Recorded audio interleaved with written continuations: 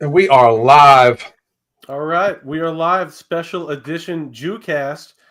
Today, along with myself, Andrew Meyer, my co-host Alan Roberts up there, we have Owen Shroyer, we have the Misfit Patriot. We're going to be kicking off a very special debate.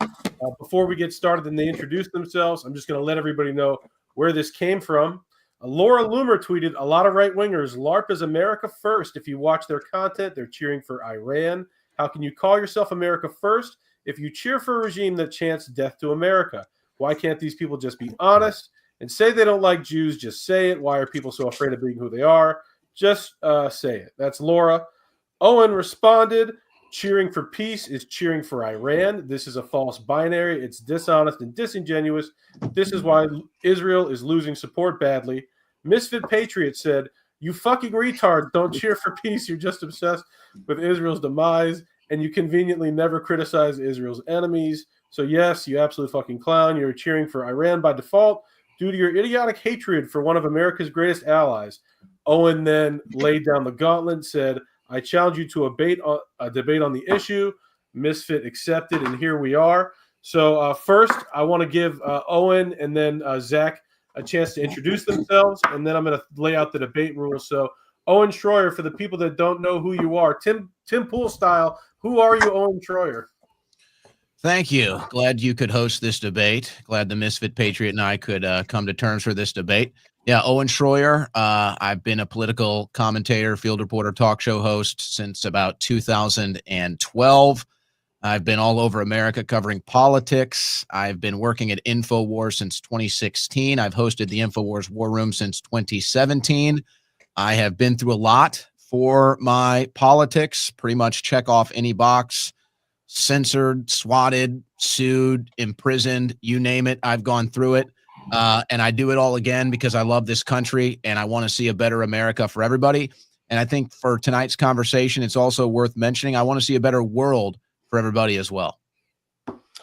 Awesome, Owen. Misfit, go ahead. Tell the world who you are, brother.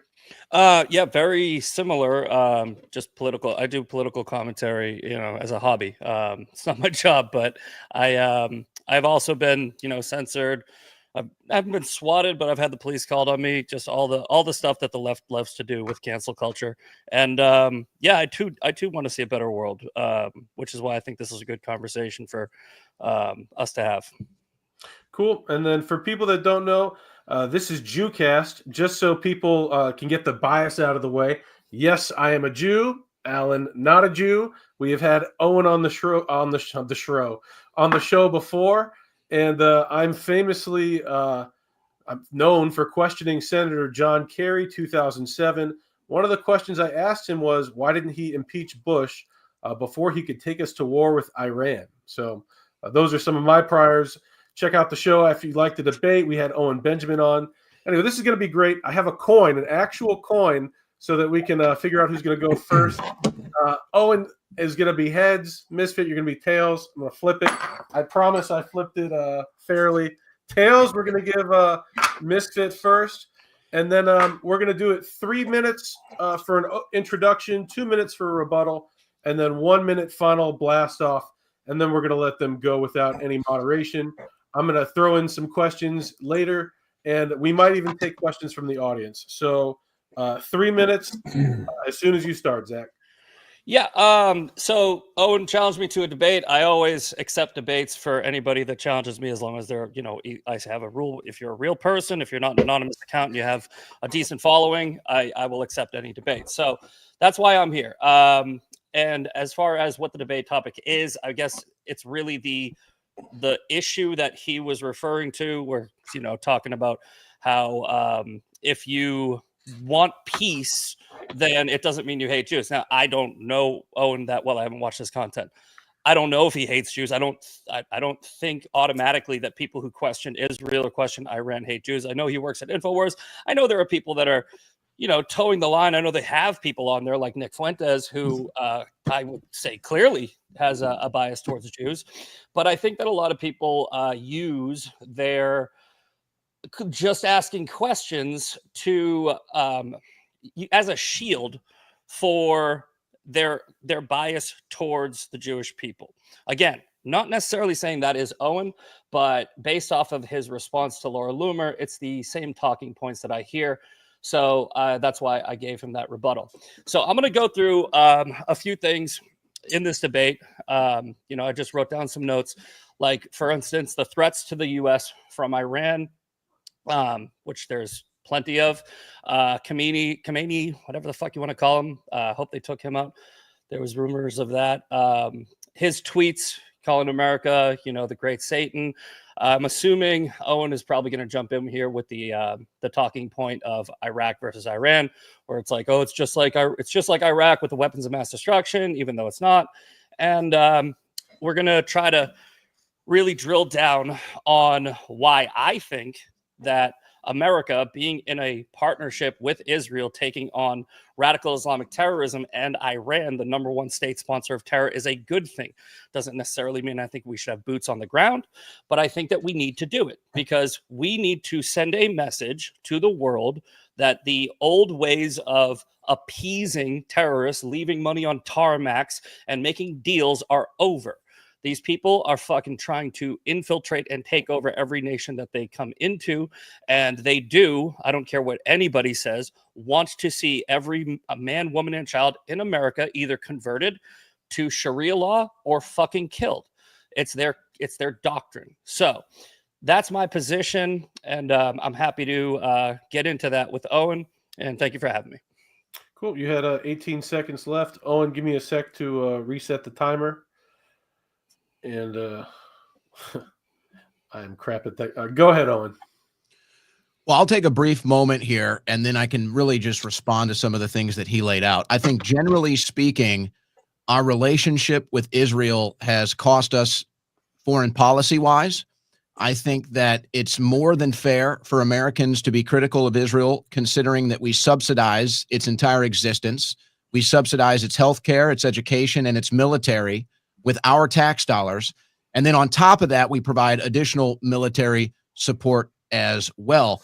And if you look at our foreign policy for the last 30 years, you could even argue 40, it's been a disaster in the Middle East. And I think that that's mostly because of the influence of Israel over our foreign policy. Now, you could argue if this is just good intentions, the road to good intentions leading to hell, or you could argue that maybe Israel has something else going on with things like the Jeffrey Epstein client list, blackmailing our politicians, and of course, the influence of AIPAC over our Congress as well, which makes you wonder, if we do go to war with Iran, will Congress even vote for it? Will it matter? Will they say anything? Or will their AIPAC handlers tell them to shut up and let it happen? So I think it's time to re-examine our foreign policy. I think it's time for America to re-examine Israel's influence on our foreign policy.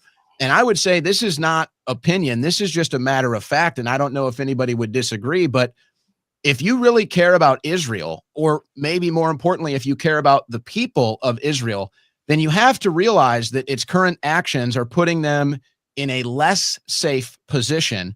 And if you realize that America and its support of Israel is a necessity for Israel's existence, you must realize that in the current trend, in 10 to 20 years, there won't be any support of Israel.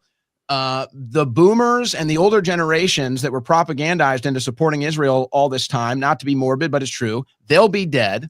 And the younger generations, who now you could argue are probably anti-Semitic, some of them, they won't want any support of Israel. So if you care about Israel, Netanyahu is the regime change that you need. And if you care about Israel, then you better realize if you don't change tact soon, 10 to 20 years, there will be no support from the United States of America. And I'd hate to see what happens to Israel after that. Okay. You had a minute left on the clock, but Zach, you can go ahead with your 2 minutes. 2 minutes to start what? Just rebuttal, man. Okay. So, one rebuttal on Owen's opening would be his statement that the U.S. that Israel controls America. I think he said through AIPAC. This is a talking point that I hear all the time. AIPAC, they're somewhere around number 20th in lobbying, or 20th in donations, 199th to 200th in lobbying. We have so many other PACs from so many other countries. And I never hear the actual logical argument on how they control Congress, right? It's just a theory. It's a conspiracy theory. But now I will also say, I say this every time I make this point, I think all PACs should be illegal. So I do think that Israel does have influence, but so does the National Association of Realtors, the pharmaceutical industry, the healthcare industry, all these places, right? And there's dozens of them, almost a dozen, 24 before you get to Israel. We have AAPAC, right? The American Arab Political Action Committee. Nobody bitches about them. You have Qatar that, comes through our college institutions, donates hundreds of billions of dollars over the past 20 years. Nobody talks about how that is influencing the youth of America to create these Free Palestine protests. You'd have the influence of George Soros-funded organizations and NGOs that are literally destroying our country. It's the shit that we can see with our eyes, right? You can actually see these things on the streets. But you don't hear people, I don't know. I don't know if Owen's covered this, but you don't hear people like Owen outraged about the influence Qatar has over our country and how it's destroying our nation. You only hear about AIPAC. And AIPAC is a political action committee, right? A political action committee run by Americans. It's American Israelis. And yeah, they're going to have their interests in Israel, just like the Italian PAC has their interest in Italy. Hang on to the rest of your thought there. We're going to let Owen go ahead with his 2 minutes. Go ahead when you're ready, Owen.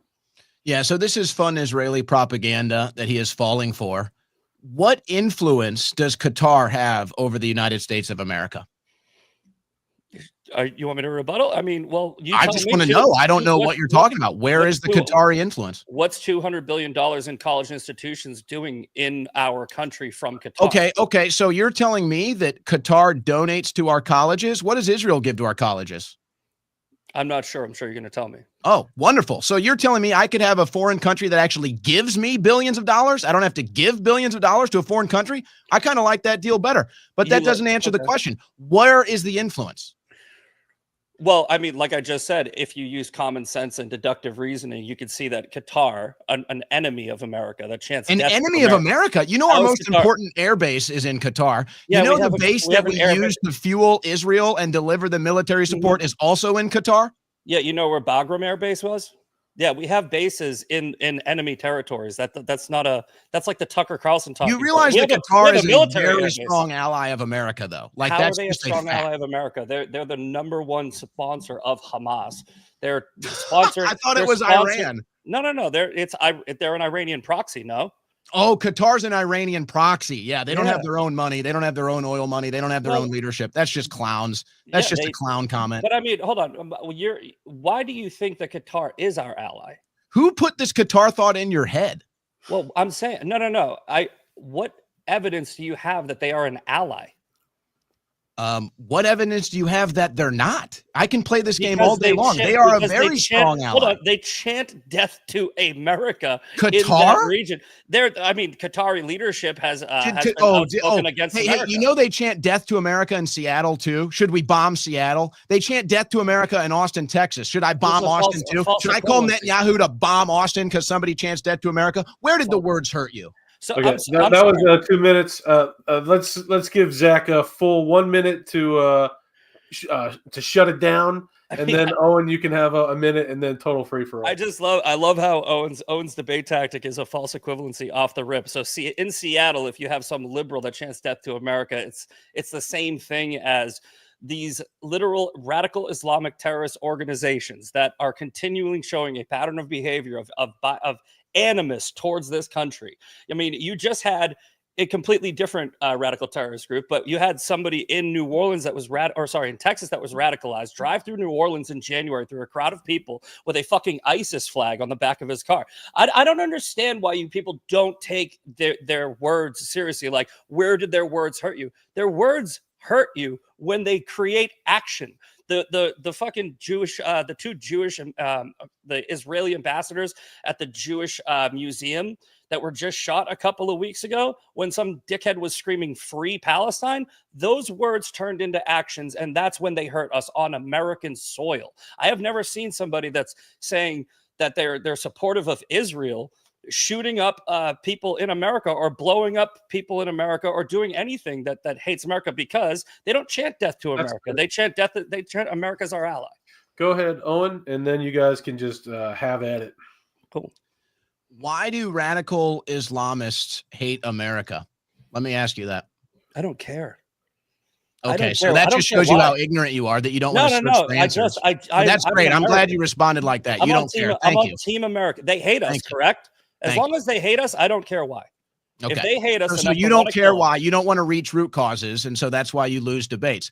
The reason why radical Islam hates us is because of our support for Israel. Israel gets away with everything in the Middle East, any regime change they want, any death spree murder count that they want, and they get away with it all because here comes Big Brother America to back them up. That's why they hate us. That's why they call us Big Satan. If we didn't back Israel and all of their wars and all of their death, then they wouldn't hate us. They'd have nothing to do with us. So why do they hate Israel? I just told you why they hate Israel. No, you said why they hate America. They hate America for supporting Israel. Why do they hate Israel? Oh, I don't know. Maybe 50,000 dead Palestinians. That might be a good place to start. Maybe regime change all over the world. Iraq, Afghanistan, Libya. I mean, I can go on. Syria. In the past 50 years, how many terrorist attacks have happened in the name of radical Islam worldwide? Do you want to? I don't think you know the answer. I'll just tell you. Over 66,000. How many happened by Jews or Israel? Less than 50. So I'm saying I don't understand how you don't see the threat. You're making this about Jews. This isn't about Jews. Well, I corrected Israel and Iran's war and us being involved in it. But I corrected. I said how many terrorist attacks have happened in the name of Israel, right? There's been under. So are we debating Jews and Islam, or are we debating Iran and Israel's war and us being involved in it? I just want to try to figure this out. Well, to get to the problem with Iran, you have to get to the, like you just said, get to the root cause, which is now you care about Islam. Okay. Radical Islam, right? Okay. Radical Islam. The people who chant death to America, the people that call us a great Satan, they hate Israel because they're Jews. And yeah, you're right. They hate us because we support Israel. And this is a 3,000-year-old holy war. Every single attack in that region that has happened since, I don't know, like 1948 has been started by the Arabs, not the Israelis, right? Since the Arab-Israeli war, every single attack has been started by the Arabs. So if they're starting wars constantly and they're saying that they're showing you a pattern of behavior that they want war, they want to settle their differences with death and destruction, and then they chant death to America. That's why I said I don't care why they hate us, because I know that they hate us and I know how they solve problems with people they hate. You know, and letting them enrich uranium to the point where they might have a nuclear weapon. A lot of people have this ignorant logical fallacy that they're not going to be able to fire a rocket from across the ocean at us. They don't need to. They can make a bomb, either put it with one of their cells that are already here or bring it over the border, and they can blow it up in one of our cities. So no, I don't want Iran to have a fucking nuclear weapon. Okay, cool. Neither do I. Now notice everything you just said there has nothing to do with America. You mentioned a bunch of foreign countries on a foreign part of the earth that has nothing to do with America. I don't want to be involved in a 3,000-year-old holy war. I don't want to be involved with Iran. I don't want to be involved with any of these countries. That's the point. That's the problem. Our coupling to the Middle East, specifically through Israel, has been a disaster for us. It cost us $9 trillion minimum. Some estimates are $21 trillion, not to mention tens of thousands of American lives when we went into Afghanistan and we went into Iraq. What did that have to do with Israel? What did Afghanistan have to do with Israel? Oh, you mean that regime change is not what Netanyahu's been calling for since the 90s? Well, hold on. What did that particular regime change have to do with Israel? Like Israel wasn't like at war. Benjamin Netanyahu has been lobbying Congress since 1982 for every regime change in the Middle East that we've now seen. And now Iran is next on the list. He's also said Pakistan, which is a nuclear power. Okay. So good luck with that if you want to have peace. So yes, it has everything to do with Israel.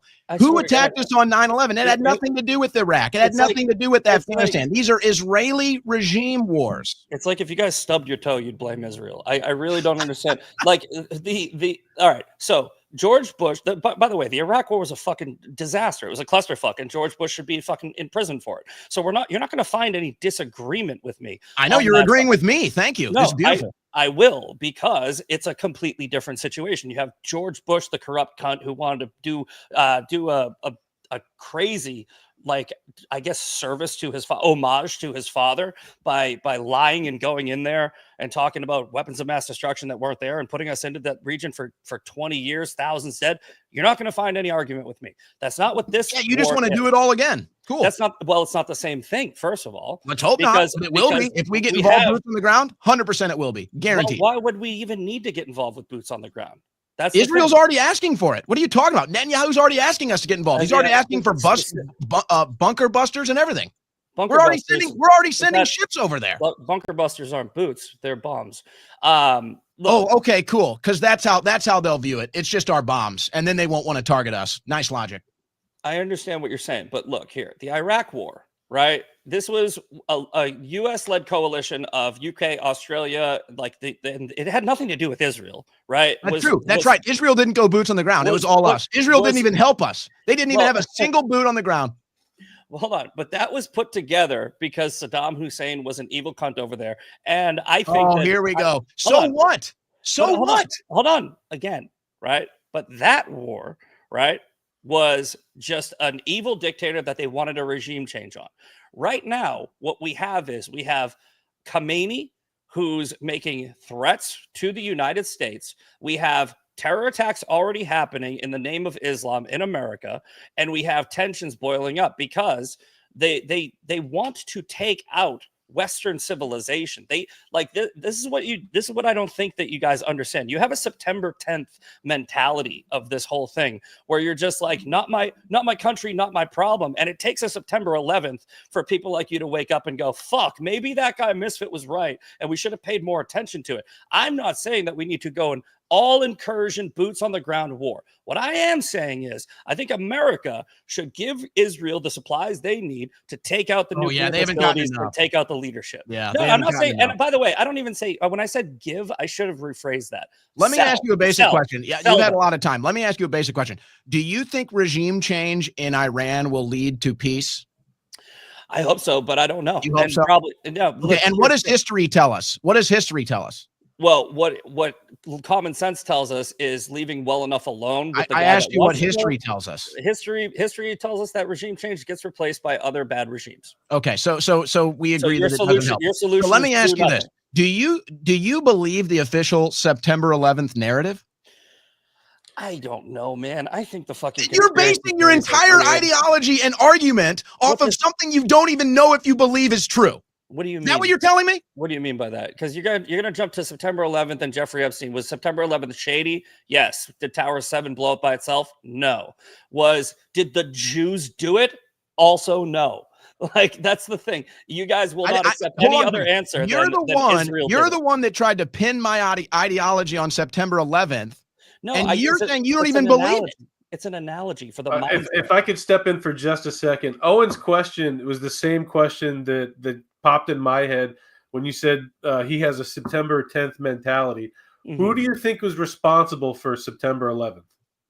It's fucking probably a combination of the CIA working with some shady people. So there's probably some truth to the conspiracy theories, but the notion that Israel and Mossad worked together and made Osama bin Laden do it. No, Osama bin Laden wanted to blow up the Twin Towers and he blew up the Twin Towers. Like, so Osama bin Laden did it. Now, you guys want to go into the conspiracy theory. You're saying Osama bin Laden did not blow up the Twin Towers. Totally, dude. Totally. Osama bin Laden from a cave in Afghanistan ran the entire operation. The hijackers. That's totally what happened. Osama bin Laden, who was a CIA asset. So the hijackers I'm sure. The hijackers weren't. No. 9/11 was an inside job. Who knows all the different parties responsible? It's probably just like the assassination of JFK. It was probably a bunch of different parties that have interest in it. And it did exactly what it was intended to do with you, to get you to support regime change in the Middle East, to get you to support never-ending wars in the Middle East. And you sit here and you admit it was all a bad idea, and yet you're ready and willing to jump into another one as if you're denying your own ideology and your own belief system. You're putting words in my mouth, right? Osama bin Laden blew up the Twin Towers, right? Now, so you do believe the official narrative? Yes, but okay, I believe the official narrative is the CIA was involved in a bunch of shady shit, including regime changes and getting and Wait, meddling. hold on a second. Hold on a second. meddling. No, time out. Do you think planes took down the Twin Towers? Yes, the planes took down the Twin Towers. You know how I know that? Owen, how old are you? How old are you, Owen? I'm 35. You're 35. I'm 40, so I'm 5 years older than you. I think you're a little too young to remember it, but I remember it like it was yesterday. I don't need to remember it. I can go look at videotape. It's clearly a controlled demolition. I don't have propaganda brain. I have reasonable, logical thinking brain, and I can watch videos and see a controlled demolition. I know clearly there were explosives in all three of those buildings, and that's why they fell straight down like a controlled demolition. So I know people that were accept that reality with your own eyes, then you have propaganda brain, and anything else you say should be completely discounted because you cannot think for yourself. You're going off of videotape. I'm going off of actual memory, right? I know people who were in New York City that watched planes fly into the fucking buildings, dude. So did I ever deny a plane flew into the building? Talk about putting words in the mouth. Did I ever deny that? You just said, do I think planes took out the Twin Towers? Yeah, they didn't. Demolition did. Well, planes flew into the buildings. So that was a distraction. So planes flew into the buildings, and then you're saying that there was a controlled demolition after, and it was all pre-planned, right? 100%. Okay. While there may be some truth to the Tower 7 controlled demolition. Hold on. Bro, I don't speak in absolutes unless I can prove it, and you can't fucking prove it. Dude, it's literally a building. And then it's a controlled demolition. What it other looks, proof do you need? It looks do you need do you want the building to send you a little letter hey, somebody blew me up? What else do you want? This is the difference between critical thinkers and conspiracy theorists. I don't speak in absolutes unless I can prove it. It looks like a controlled demolition in Tower 7. All right. Okay, that's I'm glad we can sacrifice that. Great. Now, if I could cut in real quick, Alan was raising his hand. I think he has a pertinent question. Sure. Alan, go ahead. Sorry, I muted myself. I'm going to be 54 soon, and I watched it. So I can just for the sake of argument, I have never ever seen anybody. But you can't deny that it's a controlled implosion. I mean, none of them. Okay, so they fall right in on their footprint, man. These are massive structures, right? Yeah, massive structures, and they fall directly on their imprint after getting struck by something on one of the sides. I have a theory on that. If they would have fallen from the planes, there would have been a fall towards the impact side of the plane, right? Okay, sure. So they falling straight down. That's a controlled thing. I think that I have a theory on that, and you guys can, either scoff at it or not. But I have a theory that there is controlled demolition was pre-made into the structure in case there was ever anything that would happen, and they blew it up because they figured if it falls down, it's going to take out more people. That's exactly what Larry Silverstein said afterwards. Lucky Larry, he said, there was just such terrible loss of life, so we made the decision to pull the building, and it makes sense, but like I said, totally, it totally makes sense. Well, it makes a lot. It makes sitting in a building that pedestrians are in every day. Totally makes a lot. Well, it makes a lot more sense than putting controlled demolitions into a building that has hundreds of thousands of people in it without anybody knowing. No, it doesn't make any sense at all, because they did it for what reason? Again, trillions of dollars in the Middle East, multiple regime changes in the Middle East. That's why they did it. And guess what? Now they got a nice little convenient spy grid to spy on everything you do here too, and fill you up at the airport. Can I ask you something? How would they get all of that controlled demolition explosive into the building without anybody knowing it, unless it was already there? I don't know, but that's much more believable that it was already there and just waiting to be exploded. Just explosives, just thousands of explosives in the Trade Center every day when pedestrians are walking around. But hold on a second. We're getting a little off track here. I'd like to get back to the subject at hand, okay? Sure. And I think that we need to focus on the issue, which is the relation between the United States of America and Israel. That's the debate. Again, if Israel wants to attack Iran and take out what they claim is their nuclear capability, which I think is a lie, they've been telling us since 1985 that Iran was moments away from a nuke, and it's never happened. I think Israel is blowing up the evidence right now because they know it's not. They know it's not true. And Israel, which you could argue has the best intelligence network in the world, so good that they can penetrate Hamas and give them pagers to blow them up, so good that they can penetrate Iran, build a drone base, and do targeted strikes on military leaders, but they can't give us any evidence, not a single scintilla of evidence of any proof of nukes, even though they've been telling us since 1985. I don't believe that for one single second. It is the same thing as Iraq. They just switched it to Iran. They switched weapons of mass destruction to nukes. They switched Saddam to Khomeini. It's the exact same playbook. And because people like you still fall for it, they're going to do it again. Yeah, I'm not falling for anything. What I'm saying is that if Iran has been close to building a nuke for this many years, right? It's 40. Yeah, okay. Well, it's because they've been trying to build a nuke for this long, and they're fucking I don't know, they're just bad at it. Okay, so they can't build a nuke. So then what are we doing? So if they can't build a nuke, then what are we doing? All right, so they have nuclear facilities with nuclear enrichment, right? And it's basically like, okay, let me put it to you this way. All right, if somebody has all of the materials in their house to build a bomb in their house, right? And let's say they just start saying a bunch of shit like, you know what? I want to blow up, I don't know, my neighbor's house, right? Like they're tweeting about it. They're calling their neighbor the Great Satan. And they got all the materials that they can to build a bomb in their house. The neighbor might be inclined to call the cops and be like, I don't think they should have the materials to build that bomb because they seem a little crazy. And I'm afraid they're going to blow up my fucking house, right? And that's all that I think that most logical people are saying is, I don't care if it takes them 20 years or 20 minutes. I don't want them to have the capability to build the fucking bomb. What do you have to enrich uranium to get a nuclear weapon like they're saying? Do you know? No, not off the top of my head. So it's probably about 60%. Give or take 60%. You could maybe start getting at 30% at the lowest. Now, when they blew up allegedly, when they blew up the uranium enrichment facilities, Israel said that there was no fallout. There was no nuclear fallout. Do you realize that's literally impossible to be at 30%, especially 60%, and have no nuclear fallout after blowing up a facility? That's literally impossible. So I guess they had nothing, or is Israel lying?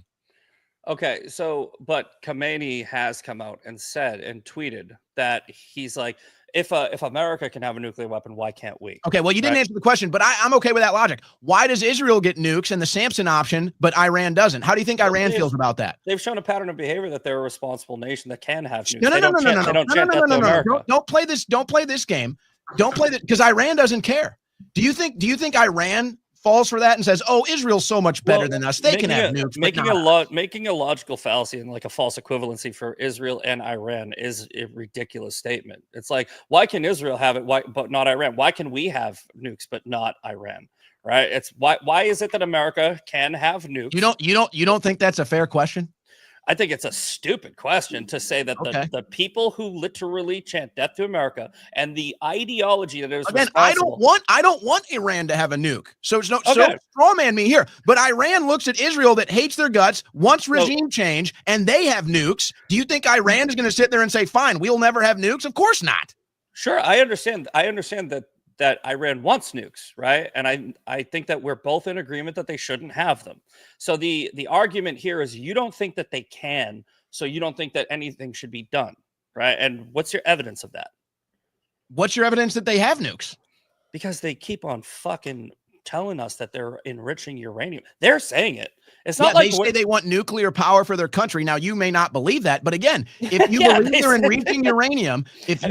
enriching uranium, at least 30 to 60%, then there would be nuclear fallout when they bombed the enrichment facilities, and they claim there is none. So where is it? The country that's filled with oil wants to switch to nuclear power, right?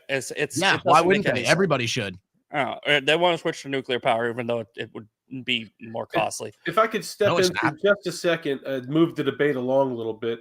This debate is clearly about America's interest, the cost benefit. Why should America go to war? Zach, could you just tell us, what do you think the cost would be to America in going to war? And what do you think the expense would be? What do you think we would have to do? How many troops on the ground? What weaponry are we giving? And then what's the cost to America, both in money and in terms of American lives? What are you willing to sacrifice? This is a great question, and I've been very clear about this, and I think I might surprise Owen here, right? I don't want a single American soldier's boot to touch the ground in Iran. All right. I don't want them to touch ground in Israel either. And they don't need us to. Right. Now, let's start off, if I can, real quick with the benefits of our relationship with Israel up until this point. Right. First of all, you have all these people that say, oh, the $350 billion in foreign aid.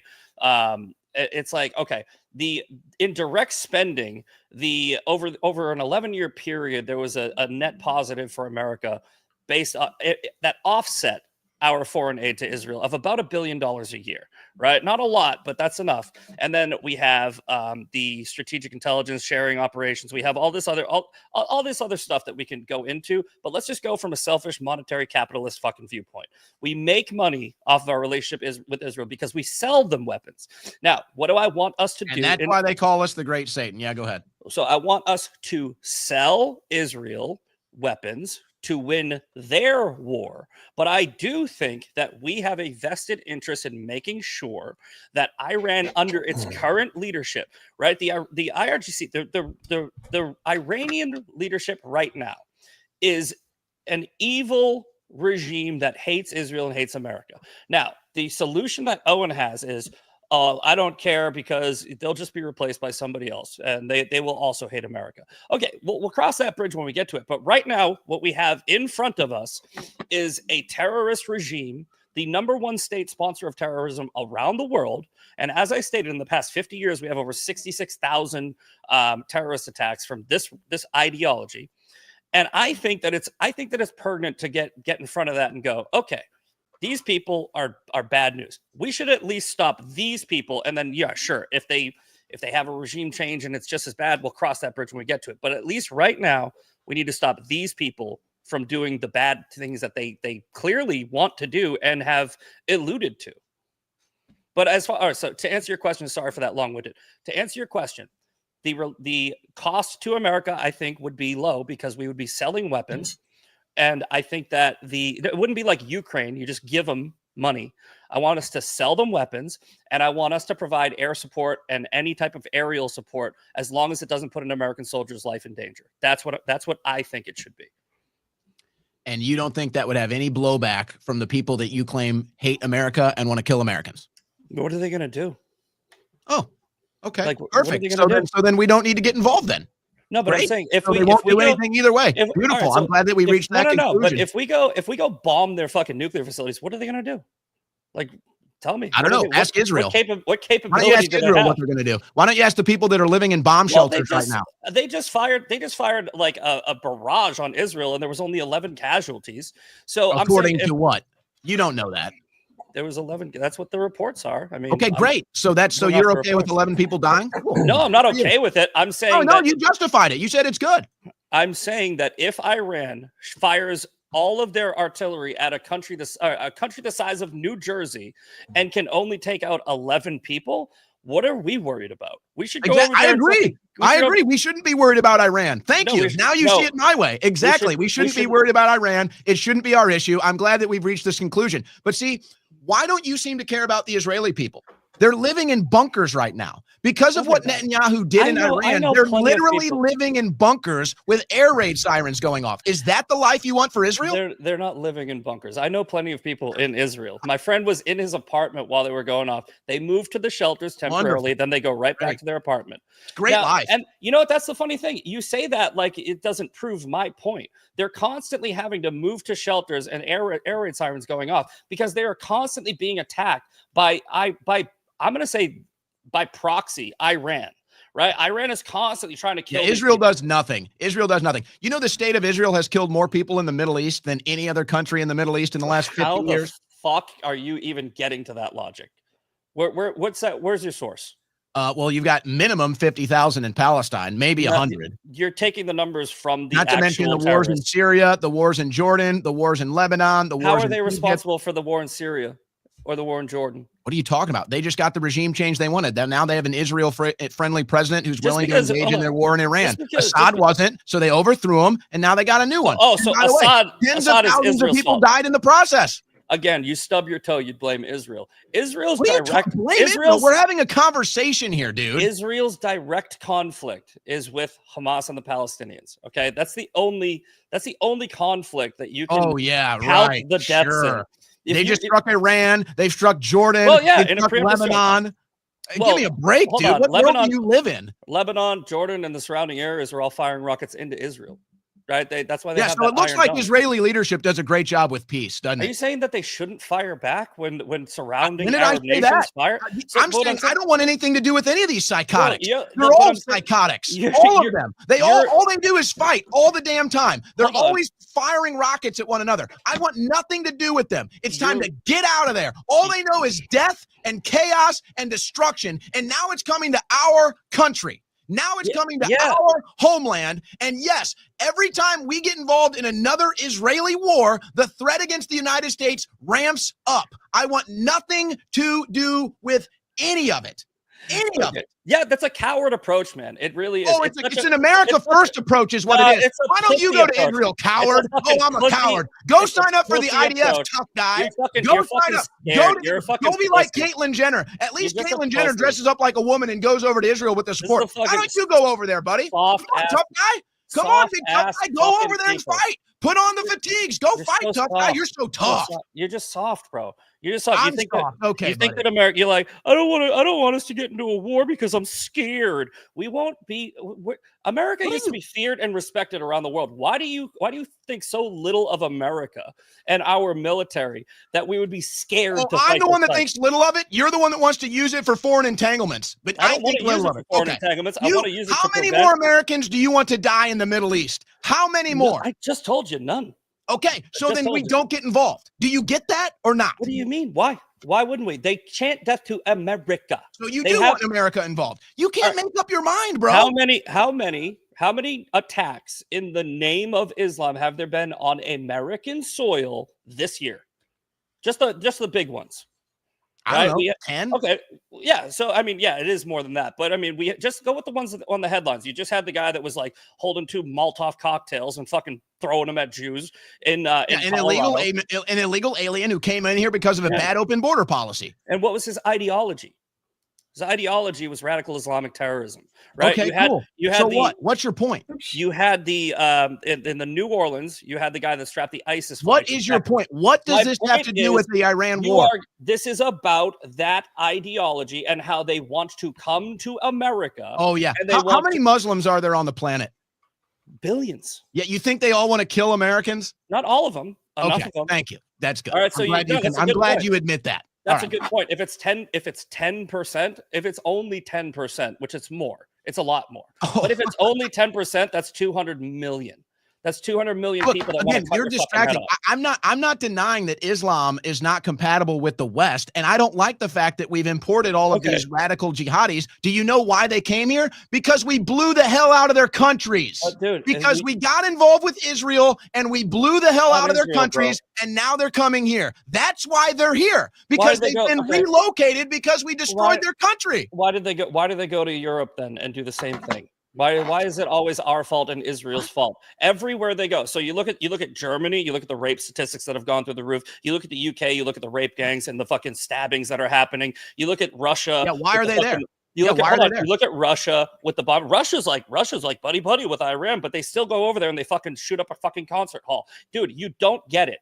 Iran is Iran is the number one state sponsor of terrorism, and we have terrorists here because Iran is creating more terrorists, and we should stop Iran from creating fucking terrorists. I don't understand why you don't see the fucking. Why are they here? What Iran terrorists are here? It must be our fault, right? It's always our fault and Israel's fault. It's never the actual fucking Muslims who do terrorist shit's fault. These are straw man arguments. You're creating a straw man argument. No, I've not said any of those things. We had bad open border policy that brought radical Islamic in here. There's probably terror cells in here, and because of the wars in the Middle East, radical jihadists that hate us because we blew up their homes and relocated them that were never compatible with the West now live in Europe and now live in the United States of America. If their homes weren't blown up, they wouldn't be here. When there's nobody else over there intervening, they blow up each other. They shoot each other. I agree. I want nothing to do with it. Thank you.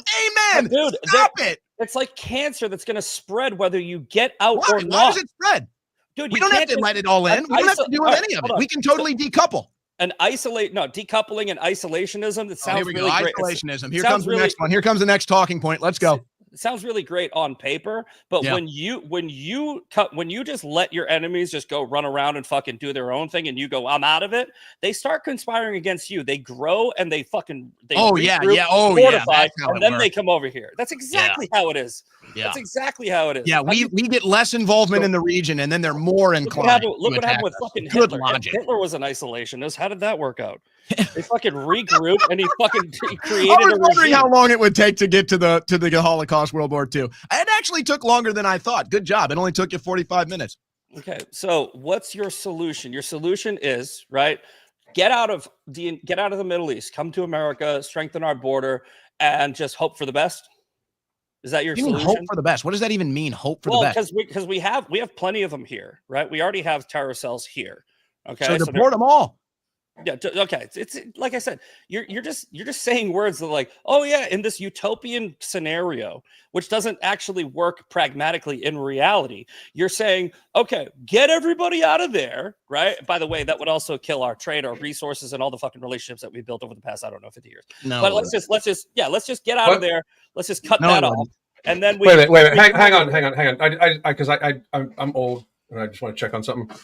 You said if we would get all the people out of here, would kill our economy? It wouldn't kill our economy, but I'm saying we have trade relations with a bunch of nations over there, and we like you said, we have a military bases over there. We have a lot of infrastructure that we've. I'm just going to point this out because, and here's the thing, because I'm different, but I'm just going to point this out. I'm America only, meaning like if it doesn't actually directly serve us, benefit us in some way, I couldn't give a fuck less about it. Yeah. But I will say this: that we don't need anybody. We're the largest economy in the world. It's a privilege to do business with us, right? Yeah. If we just became complete isolationists, we could in about a year just walk around the planet and take over the countries that have collapsed. Because if they don't have our trade, many countries would just collapse. Shit, we could just cut Canada off and wheel our way back up there in about 6 months. Yeah. We are the largest economy in the world with the largest military. People should be sucking our dick. And we have all the resources in the world. And we have every resource we could ever need. Okay, so you said you're America only, and then you made a statement saying you're America first, right? Where it's like, oh no, I'm America only. So I'm not debating you. I just want a point of clarification. Okay, I'm America only. I'll own that. Okay. I'm America only. So what I am is I'm America first, right? Where I want any relationship we have with any other nation to benefit America, right? And how does Israel benefit us? I just told you we have direct spending and trade. We make more money than we do giving them aid. Yes, we do. Okay, then let's cut off the aid. I want no more aid. Yeah, but okay, so I get it. I don't like aid either. But okay, so great. So no more foreign aid for Israel. Beautiful. We agree with that. But the aid is how about for anybody? The aid.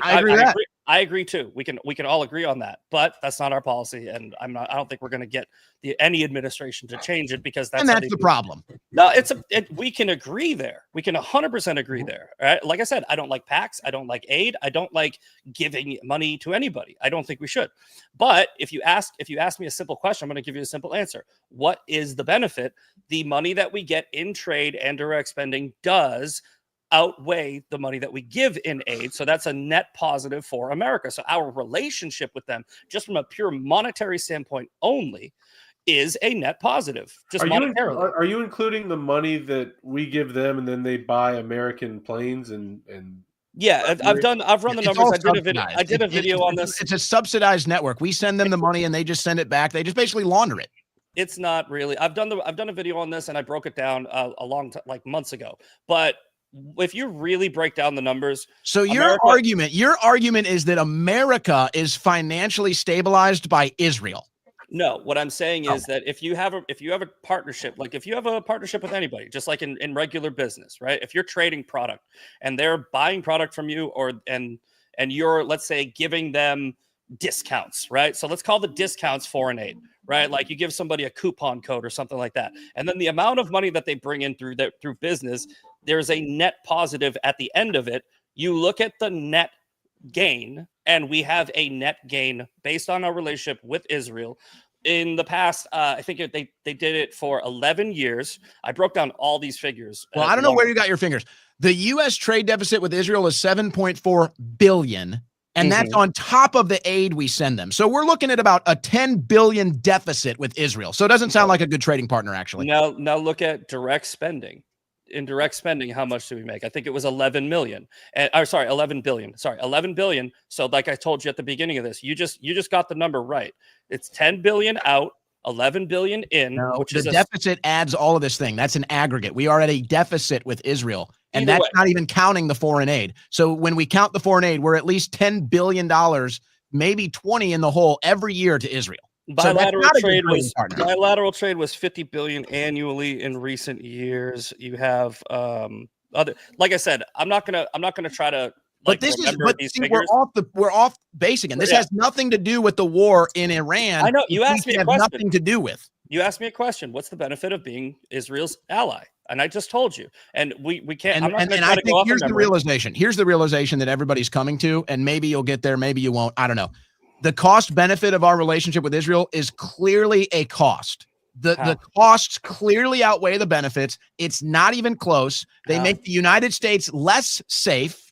We don't even do good trade with them. They don't even give us their intelligence. This whole, we share intelligence. The intelligence is used against us. It's not used for us. It's used against us. And Israel stood down intelligence on September 11th, just like they stood down intelligence on October 7th. So no, it is not a benefit. It is a cost to the American people. And I'm sick and damn tired of paying it. And so is everybody else. Yeah, you're making a claim that you don't have any facts to back up. I mean, you're just saying words, right? Like there's the medical research, there's the innovation in tech. There's the innovation. Yeah, we can, but there is a benefit. Exactly. Hold on. That's damn right we could. We can, like you said, right, have this utopia of America only, where we literally shut our doors and just go, all right, now we're going to get everybody out. And you're the one saying that. You're the one saying that. I'm talking about America only. I am. I would gladly be an isolationist. I'm not saying it's the best policy, but yeah, I gladly would be an isolationist. I'm talking specifically with Israel. This relationship has hurt us greatly. It's hurt our foreign policy. It's hurt our relationship with many of the countries in the Muslim world. And it's hurt us on the global stage because now people think we're evil because we're allied with Israel that just keeps murdering their way through the Middle East. Yeah, they don't murder. That's the thing. You're right. You're right. They're literally surrounded on all sides by people who want to kill them. And well, whose fault is that? It's not my fault. It's the people who try to kill them. That's the thing. You keep on trying to blame the victim. Not my problem. Okay, but look, here's the deal. The outrage that I see from a lot of people on your side, I don't see in regards to Canada, right? Canada, I'm not subsidizing Canada like I am Israel. And nobody hates me because of my money going to Canada. There's no countries that are like, oh my gosh, you're supporting Canada. I hate you. I'm going to blow you up. That's only with Israel. Yeah. But Canada, would you agree that we are literally propping up Canada? Sure. Cut them off. So like billions and billions of dollars of American taxpayers' money goes to making sure that stays a country. Yeah, cut them off. But you don't, now you're saying in response to me, but I should see on your page and others, Canada, but I see Israel. And now you're saying that the reason in case you haven't noticed, it's like the biggest topic right now. So I'm talking about it. Yeah, but I'm saying if you're who's Canada? Hold on a second. Who is Canada trying to get us to go to war with? Well, I mean, there's a really good argument to be made that Canada's China. There's an argument to be made. There's an argument to be made. Hold on. Canada wants us to go to war. Hold on. Can I, if I could finish, I hate when people do the laughy thing without listening to the whole comment. Look, the fentanyl that's coming into this country is being facilitated through Canada, right? Canada and China together in their partnership are killing tens, if not hundreds of thousands of American citizens. Israel isn't, right? They're directly killing our fucking babies, and we don't have any outrage over it. So who's getting us into a war? If we get into a war with China because Donald Trump's finally putting his foot down on this fentanyl crisis, Canada is one of the people that facilitated it. So are they trying to get us into a war? No, but are they going to be responsible? Partially, sure. Yeah, I would say so. My brother died of a fentanyl overdose, by the way. This means a lot to me, and I talk about it. But you know what? We should probably focus more on our borders and stopping fentanyl than securing Israel's borders then, huh? Well, I don't, like I said, you say we do that, but I don't think we do. I think that we sell a lot of weapons to them, and I think that we have a good relationship. Who provided them with the Iron Dome? Well, they made the Iron Dome, but we helped fund it, and we're going to be benefiting from that technology to protect our own borders. Great. That's how a partnership works. Yeah, that's nice. Now because of our relationship with Israel, people want to strike us. So now we need a dome. Great foreign policy. People are going to want to strike us regardless of Israel. Israel is a country. Really? When does it happen? When have we been? Israel is a country the size of New Jersey, bro. And they control our Congress. If you people are sick of it. And no, they don't. But you think that little dot on the map is responsible for all the world's problems. I heard that fucking. When did I say that? No. I'm saying, well, I'm asking you, do you think that Israel is responsible for all the conflicts in the Middle East, or a lot of the conflicts in the Middle East? Absolutely, that's true. So a country the size of New Jersey, right? That little dot is responsible for all that region going around killing all the time. Yeah, you're not helping your argument here. You're hurting your argument. It's a nonsense argument. It would be like saying Thailand. Well, why don't you tell that to Israel's neighbors and see what they say? That is the most retarded statement. It's kind of like saying there would be no trans people without Thailand because they have ladyboys. It's fucking stupid. It's a dumb argument. Right? Israel is defending itself from people that want to kill them because there's a 3,000-year-old holy war there. Right? That's cool. why. And I want nothing to do with it.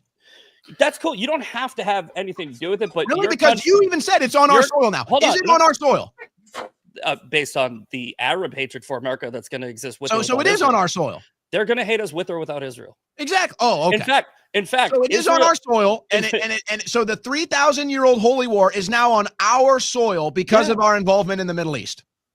Well, no, it's because we're a Christian nation. It's not because we're involved. It's because we're a Christian nation. It's 100% because we're a Christian nation. Really? How long have we been a Christian nation? Islam is How long have we been a Christian nation? Since our founding. Okay. And when did Islamic terror start hitting America? There's been terror attacks in America from Islam for the past, I don't know, fucking 60 years, but that's only because they finally figured out how to get over here. And when was Israel founded? I don't know. 60 years ago. Wow. Yeah. Beautiful. It's amazing how that math adds up. Thank you for that. When you have more technology and more resources to get over across the ocean and do shit, yeah, there's more ways to get over here. I mean, bro, like, you're not understanding what I'm saying. These people, right? They hate you. It's a convert or kill death. It's a convert or kill death cult, and they will spread, and they will go to any fucking nation that is not Islam and not Sharia law, and try to make it Islam and try to make it Sharia law. And your ignorance of thinking that Israel is responsible. So what? What does that have to do with us being involved with Israel?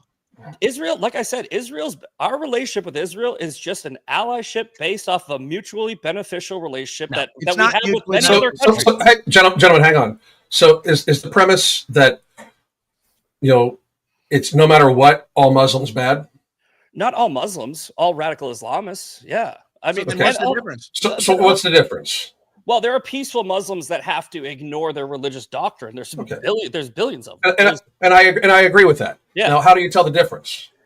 It's very difficult, but I mean, I don't have like a really like direct answer for that. You tell the difference by who's trying to kill people and who's not. And I'm not saying ban all Muslims. Something you said earlier when Owen was talking about the blowback from the Middle Eastern wars, like, we went to war with Afghanistan. Now there's a bunch of Afghan. That's our failed leadership that did that. Failed leadership. There's a bunch of Syrians here. There's a bunch of Somalians here. He mentioned deporting them. I want to be clear. Did you say that you're against deporting all of those people? I want to deport every illegal immigrant. So you're okay with millions or however many it is legal Somali, Syrian, Afghan migrants? You think that's good for America? I think that in America, because we're a Judeo-Christian nation, then you should at least conform to or respect our Judeo-Christian value system, right? There's no Judeo-Christian value system. That's propaganda. It's a Christian country. It's not Judeo-Christian. Do you even fucking know what Judeo-Christian means? It's made up. It's made up. No, yeah, it is. It means It means Old Testament and New Testament, retard. It doesn't mean Jew. It means Old Testament and New Testament. because you just came in with an ignorant statement. So I called you a retard. Christians believe in the New Testament. Okay, so Christians Judeo-Christian values are fake. Christians believe in both. Even if you believe that, that's fine. This Christians is a Christian nation. Christians don't just read from the New Testament. This is again, a Christian retard. Again, all right, let me break it up for just a second. How the fuck do you not know this? Zach, calm down. You said that because we have Judeo-Christian values, you're okay with, I guess, the Somali migrants. When you see a video from like the Mall of America, and you see all these women in burqas walking around the mall, like it's all Muslims walking around the mall, you see that and you think that that's American? No. Like I said, right, and I'll try not to be rude to Owen right here, but let me explain something. Oh, you've only called me a fucking retard 10 times. I think it's already gone. So go ahead. So, Judeo-Christian value system and structure, right, is based off of the Old Testament with the 10 Commandments, which is what inspired our Constitution. You can cross-reference it. To ignore the Old Testament in our country is retarded. All right, it's not a logical argument. What does that have to do with? Hold on. So Muslims do not follow that system. So I think that we should not have mosques in America. I think that we should not have any type of Islamic religious practice. But you don't want to deport the Somali. You want to ban their mosques, but leave the people. I think that if you're a legal American and you're in America, I'm not going to start saying you can't be here. Right. What I'm saying is you need to assimilate. We need to make assimilation laws. They're already on the books. That's already part of the process. You have to assimilate. Sure, but nobody does. So, okay. So just real quick, the ignoring of the Old Testament, thing. Yeah. Do you eat shrimp? Do we what? Yeah. Do you eat shrimp? Yes. Yeah. You ignore the Old Testament too. You eat pork? You don't understand the theology. Oh! Hang on a second. You don't understand. Hang on a second. Saying that is wild. Okay, because okay. So I understand you. I understand. I just asking a question because that's in the Old Testament, right? If you want, I've used the argument. Oh, good. Yeah, so you're familiar with how that. I use it to point out how ridiculous it is, right? You have to understand the actual theology behind the Bible, where he was telling these certain people not to eat shrimp, and that covenant with those people does not apply to people under a different covenant. But we don't need to get into a theological debate today. Right? No, we don't, because that's false. Actually, which wasn't even a concept till the 19th century. You can't even find it in 17th century, 18th century text. It doesn't. It's a concept now. People make up terms, and then so it wasn't there for 1776. It wasn't there with the founding fathers. Not a single founding father talked about Judeo-Christian values. The term straw man was made up at a certain point. The term fucking, I don't know, pick a word. It was made up, and then you put it into the English language, and then you use it. Using straw man as a straw man. That's a first. Wow. But what I'm saying is, if your argument is it didn't used to be a term and now it's a term, dude. So the term means Old Testament and New combined, and it's a structure system that we, America, used to create our set of rules and laws, right? That inspired them. It's just wrong. Just to be clear, Old Testament argue that's serious, but okay.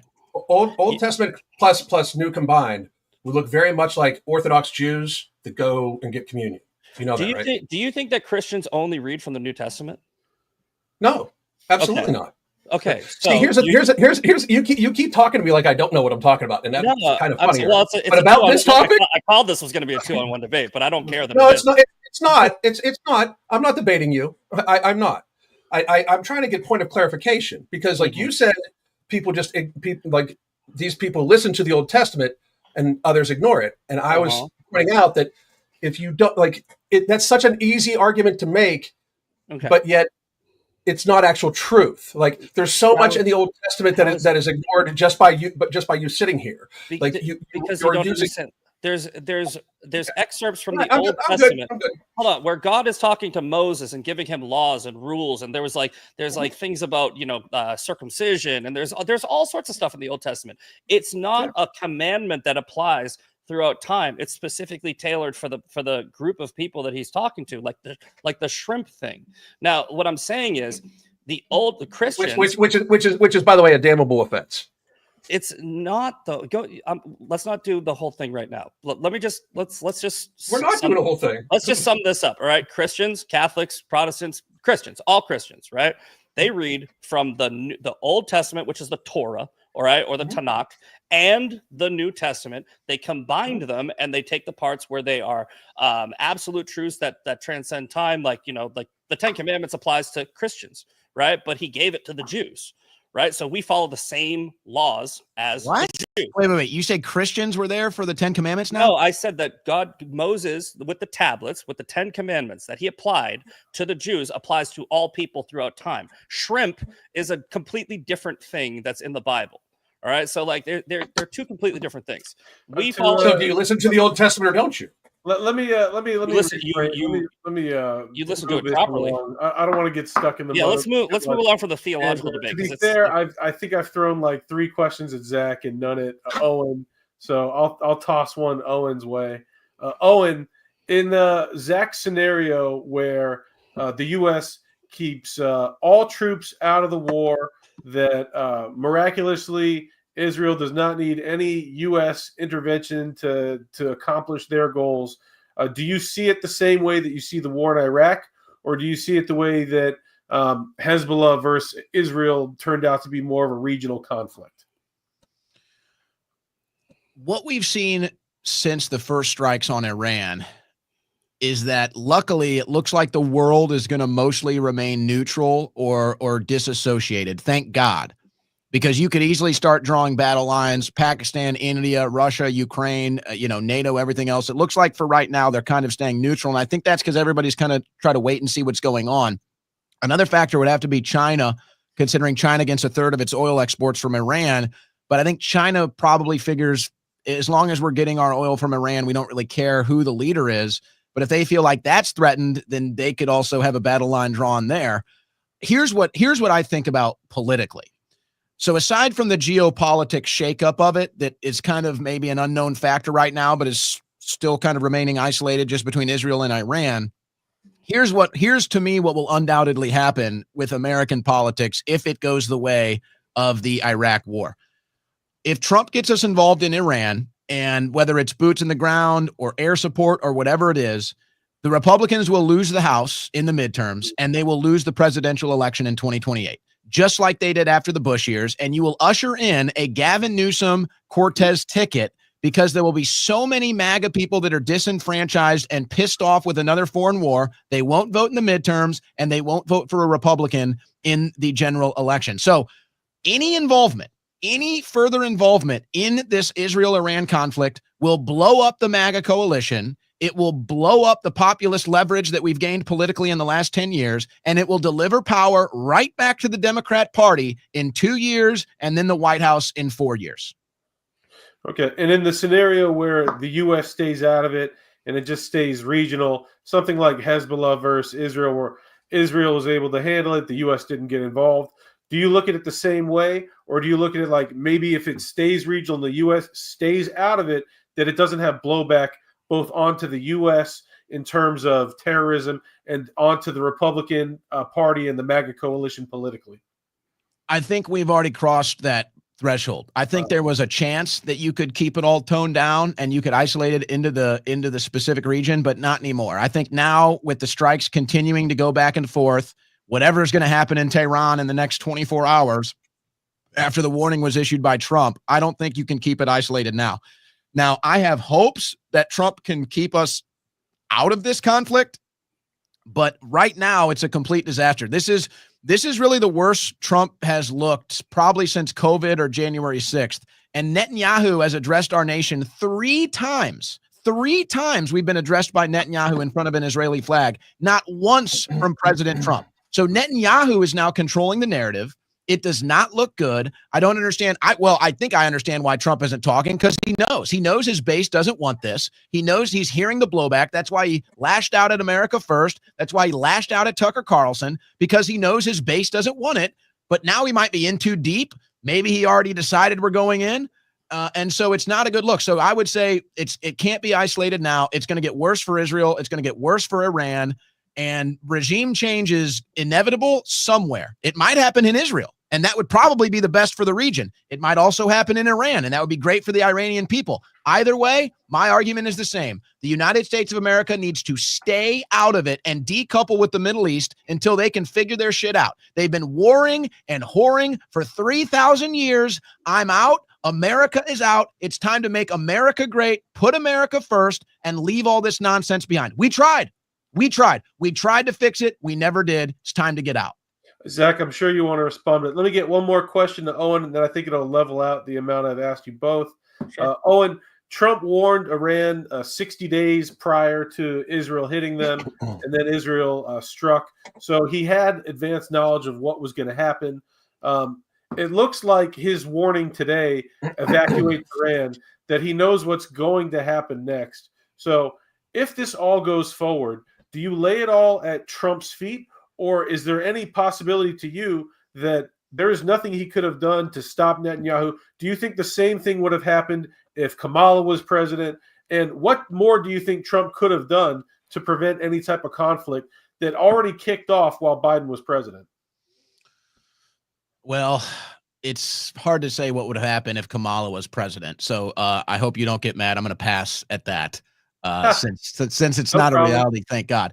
I think it's going to be hard for Trump to not take some of the blame. And I think he kind of did it to himself by accepting that he greenlit whatever Netanyahu was going to do. But again, I think that I don't understand why President Trump feels any loyalties to Netanyahu. He stabbed Trump in the back in 2020. Trump, in the 2016 campaign and really since the 1990s, has been calling Benjamin Netanyahu a liar. This is all on record. It's all on video. It's his own words. So I don't understand what changed in that dynamic that all of a sudden Netanyahu is dictating the terms of the U.S.-Israel relations. But I would say if Trump wanted to stop it, if he wanted to stop it, I don't think it would be that hard. I think he would tell Netanyahu, if you strike Iran, all your funding is cut. And you won't see a single dollar from the United States, and you will no longer get any military support from the United States either. And I think that would stop Netanyahu. I think it already did stop him previously, but then Netanyahu said, okay, after the 60 days, I'll strike. I want to think that Trump wanted to go back to the negotiating table, and Netanyahu undermined him with the strikes anyway, and now the gravity of that is just going to bring us in. I don't know. Trump isn't telling us anything. We're only hearing from Netanyahu. But I don't think Trump wanted this war, but now it might be too late. Netanyahu might have just drug us into it. Well, I hope that's not the case. Zach, do you have any rebuttal? We let Owen go for a while. I threw him a bunch of questions. Do you have anything new? Yeah, I didn't want to interrupt him. Look, here's the deal. The problem is there's a lot of people looking at this through the lens of the Iraq situation. They're two completely different situations. And if you look at it through the lens of Iraq and George Bush, I would be agreeing with you, right? I would be like, because I don't trust George Bush, right? I based off of Trump's track record of being able to solve conflicts with peace through strength, I think it's going to work the same way here. And everyone keeps on saying war, like it's going to be like the Iraq war. That's not what's going to happen, even if we get involved and call it a war or declare war. I don't think we're going to even get as far as a declaration of war with Iran. I think that's kind of silly. But here's the thing. Israel is our ally, whether you like it or not, and Iran is our enemy, whether you like it or not. You may not agree with that, but that is the position of this country, right? And Trump has always been very diplomatic, and he knows who our enemies are and who our allies are. He knows probably a lot more than me, you, and everyone on this panel. He knows that there's a benefit to having a relationship with Israel. So he's taking the side of Israel. Now, as far as the other nation, I think the NATO allies already came out and said that they were supporting Israel. So I don't know where this notion that Israel is losing support is coming from. You had Syria saying that they were going to intercept any Iranian missiles, right? That's Syria said that. Yeah, after the regime change that cost a lot of people's lives. But either way, no, they said it today. As far as any incoming missiles to Israel, Syria is going to intercept them. That was today. That was a proxy war to overthrow Assad so that they could get support for Israel and Syria that they didn't have. It cost tens of thousands of lives. So okay. More death and destruction for Israel. Okay, go ahead. By intercepting these rockets that are going to be firing at Israel, I think what's happening is here. Let me just put it this way, right? Looking at it again look at it through the lens of Trump, not Bush, and understand that this war isn't going to be the war that you think it is, even if it happens to escalate. I don't think that we're going to lose the midterms if we take a stand against Iran. But I do think that if we were to have boots on the ground and dead soldiers coming home in caskets, we would.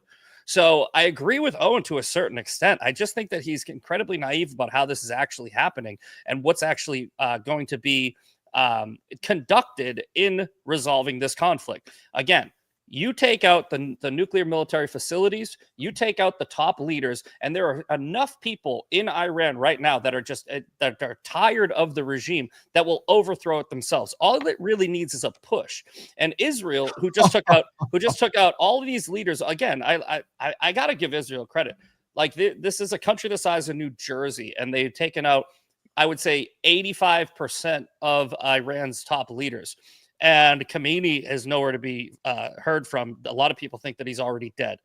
If you were to have this regime change, Owen's argument is they would just replace him with somebody just like him. Maybe you're right, but that would give us enough time where they would just be like, not trying to start waves, and they wouldn't just pick up the mantle and immediately start conflicts, where I think that we would actually see I would say a small period of not necessarily peace, but quiet in the Middle East, which could actually benefit us. Oh, wow. You actually believe that? Yeah, it's a possibility. I didn't say I believe it. I'm just saying. I'd say it's a very low possibility. I'd say the best possibility for quiet in the Middle East is a regime change in Israel.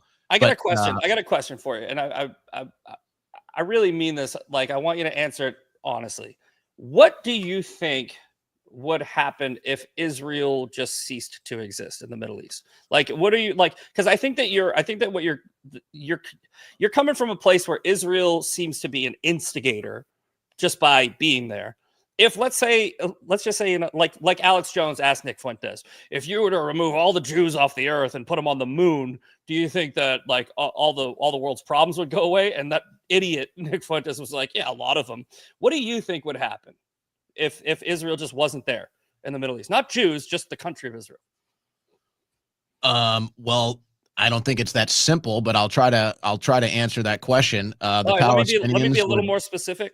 What do you think would happen with Iran, Hezbollah, the Houthis, and Hamas, and all of the Iranian proxy terror organizations that are in that region right now that are fighting Israel, or at least mad at Israel? What do you think would happen with them and the Middle East in general in that area? I think it would be the exact same thing that would happen in Iran if there was a regime change. There would be total chaos. There would be a vacuum for power. There would be bloodshed for weeks, if not months, and then there would be a power struggle in the region until so many people have died that there's a decision. So it would be the exact same thing that I think would happen or did happen in Syria. It happened in Libya. It happened in Iraq. It happened in Afghanistan. It'll happen in Iran, and it would happen in Israel probably the exact same way. Just every regime change issue, every single one ends the exact same way. And that's what I'm saying. I'm just done. America's done. Hold on. But a follow-up. Right, a follow-up, because you make a very good point there. But do you think that if we were to back out completely, Israel gets decimated, and then there's a power structure, and as you said, a bunch of death and destruction, and I'm assuming it's going to be all over the news. Do you think that would look good? Do you think that a lot of people would actually think that was a good thing that happened? Where you think Trump would get a lot of support for, I would say, being responsible for starting that death and destruction because we pulled out and we just didn't do anything? Yeah, I would tell you, first of all, really, yeah, the American people wouldn't care. Really? Yeah, they really wouldn't. And it actually all depends on media propaganda. How often do we talk about thousands of Christians getting massacred in Nigeria and North Africa? You never hear about it. I do. I don't hear. Okay, well, that's fine. You're taking it out. If you watch American news, mainstream news, push notifications, whatever, you never hear about that stuff. So the media still has the propaganda control over the American people about what they care about and what they don't care about. So if they want us to care about something, then we will. If they don't want us to care about something, then we won't. Have you covered the? It doesn't even matter who the president is or who gets the blame. It's all about the media propaganda. Have you covered the 200 Christians that were just slaughtered in Nigeria already? Yeah, it's been thousands now. Yeah, thousands. So should we bomb Nigeria? Hold on, no. I'm glad to hear you say that, because I'm seeing a lot of people like I don't know, like Candace Owens, Dave Smith, Tucker Carlson. I'm seeing them a lot of them, those people quiet on it. And I see that there's this outrage over, innocent people that die in Palestine. And it seems like well, certainly you understand the difference here. Again, we subsidize everything Israel does. So it makes much more sense for me. I have every right to be critical of whatever Israel does because my tax dollars subsidize its government. So I don't care about any other country like I do Israel. But you only care about the innocent people that die around the world when we have some sort of monetary connection to it. Well, again, I could care about innocent people anywhere. There's innocent people that die all over the world. There's slaves in China. There's slaves in Iran. There's slaves in India. I mean, what do you see? So what's your point? No, but what I'm saying is there's a disproportionate amount of outrage over the Palestinians versus all the other tragedies of the world. And I've come out and I got a lot of heat for this, where I said, I don't care about these dead innocent civilians because, like you just said, it happens all the time. Right? Well, no. Show me another part of the world that's been completely turned into rubble with 50,000 dead. Yemen? Fucking dude. Yemen has been rubble. What are you talking about? Exactly. It's been rubble. You have thousands, I guess, of little regions in the Middle East that over the past, I don't know, decades have been slaughtered by each other. Right? Like this is the point that I was trying to make to you earlier. If Israel wasn't there, they'd just be killing each other. And you agreed. Thank you. But these people slaughter each other because it's their ideology, right? So, it's their ideology is to square kill. one. So this is why I want nothing to do with it. This is why I want to completely decouple with the region. I don't want anything to do with any of them. Look, this is what it boils down to. The United States of America is $36 trillion in debt, and our interest payment alone is now $1 trillion. We have been getting raped on trade deficit since I've been alive. We have at least 20, maybe 40 million illegal immigrants here, and all kinds of issues stemming from that. We have war zones in our own streets. Decaying infrastructure, homelessness, drug addiction, total chaos. These are the American issues. These are the issues that we should be facing. And yet here we are yet again dealing with the Middle East, dealing with Israel's issues instead of our own. That's the problem. That's what America First is trying to get rid of. That's what we're all about with MAGA. And if we go back into another Israel controlling our foreign policy, it's done. The MAGA coalition is shot. The Republicans will lose the House. They'll lose the 2028 presidential election, and we'll go right back to the Bush years. And you know that's true. You can sit here and say, oh, it's different. I trust Trump. Hey, that's fine. I like Trump more than Bush. But it's going to be the exact same thing. This isn't all about Trump. Trump is one man.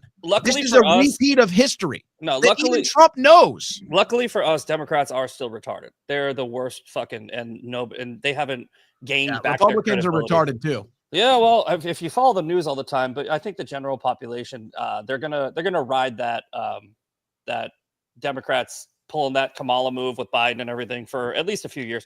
But either way, right? Doesn't matter.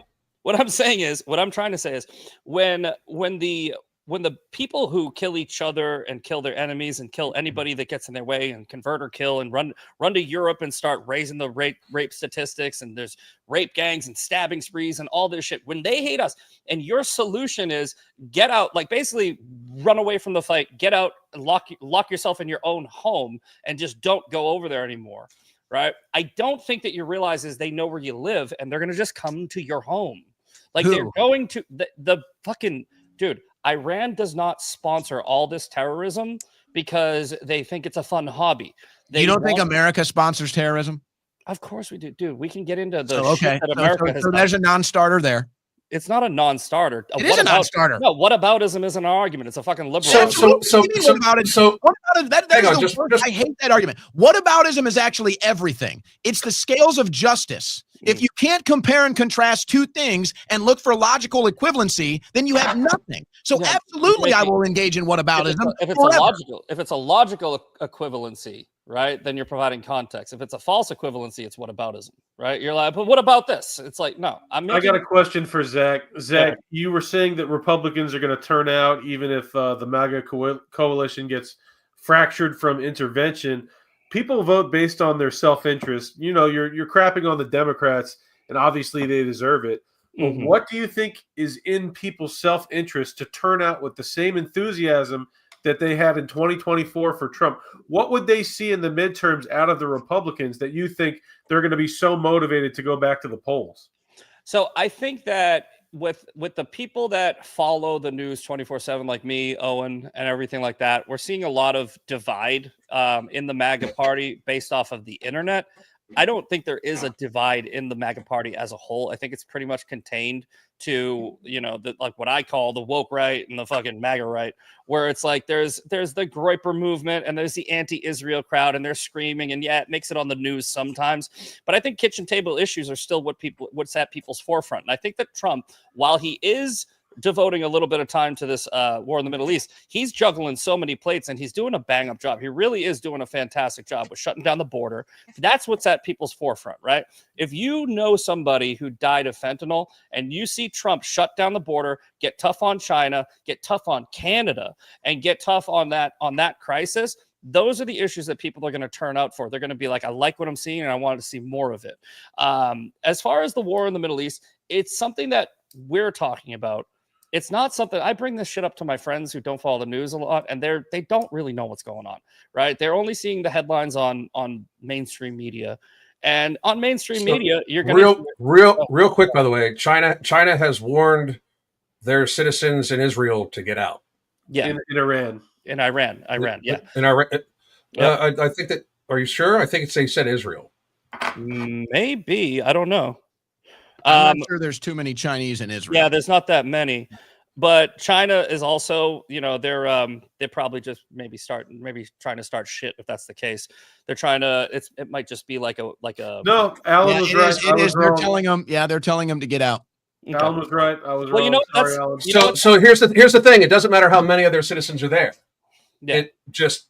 But it means that China is now likely getting involved. Sure. Let me respond to what Zach just said here, because I actually agree, but my takeaway from it is different. You're right. Nobody's talking about Israel and Iran in average American households. Nobody's talking about it. Nobody cares. And that's the problem. And that's why the Republicans are going to lose, because this is now their top issue, because this is now this is now their biggest issue. It's the thing they're all focusing on. It's the thing they're all posting about. It's the thing they're all doing TV interviews about. And we all know why. It's because of AIPAC, but that is why the Republicans are going to lose, because nobody's talking about this. You're absolutely right. This is not a kitchen table issue for Americans. It's not a kitchen table issue for Republicans. But if it does come up, they see the same thing. They don't want anything to do with it. They've learned from the Bush years. The Republican voters have already abandoned Bush neocon politics. And if they go right back to it, which, you know what, I'll even say this. Let's just say everything that happens with Israel and Iran is the best thing ever, all above board, great for America. It will not matter, because the reception in the United States is going to be Bush again, neocons again. I'm not going out to vote. That's the reality of the situation. You want to know what's going to get Republicans to win an election? Mass deportations, cutting taxes. Okay. You know what else is going to also, you want to really put it over the top? And this is really where the Trump administration is failing. We need mass arrests. That's what we need. Who stole our 2020 election? Who ran Crossfire Hurricane? Who opened the borders and allowed an invasion into the country? If you want to dominate politically, you need mass arrests of deep state criminals. That's what you need. And here we are, same issue. Israel. No deep state arrests, no tax cuts. That's the problem. Yeah, I see that. I agree with you. I think that the FBI needs to step it up and do those arrests. But as far as what people are seeing, right? Here's what I think people are seeing. Here's what I think people have seen, and I think people are tired of. I think they're tired of Free Palestine protests. I think they're tired of the guy in New Orleans that drove over the crowd. I think they're tired of the guy with the Molotov cocktails in Colorado. And I think that people are smart enough where they actually understand the ideology behind it. And I think that they put two and two together, and they go, you know what?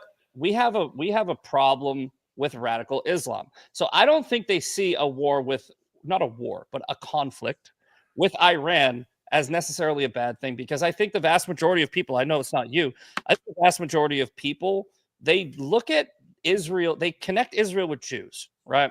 That's what they do. They go, Israel, Jews, right? I think most people do that, actually.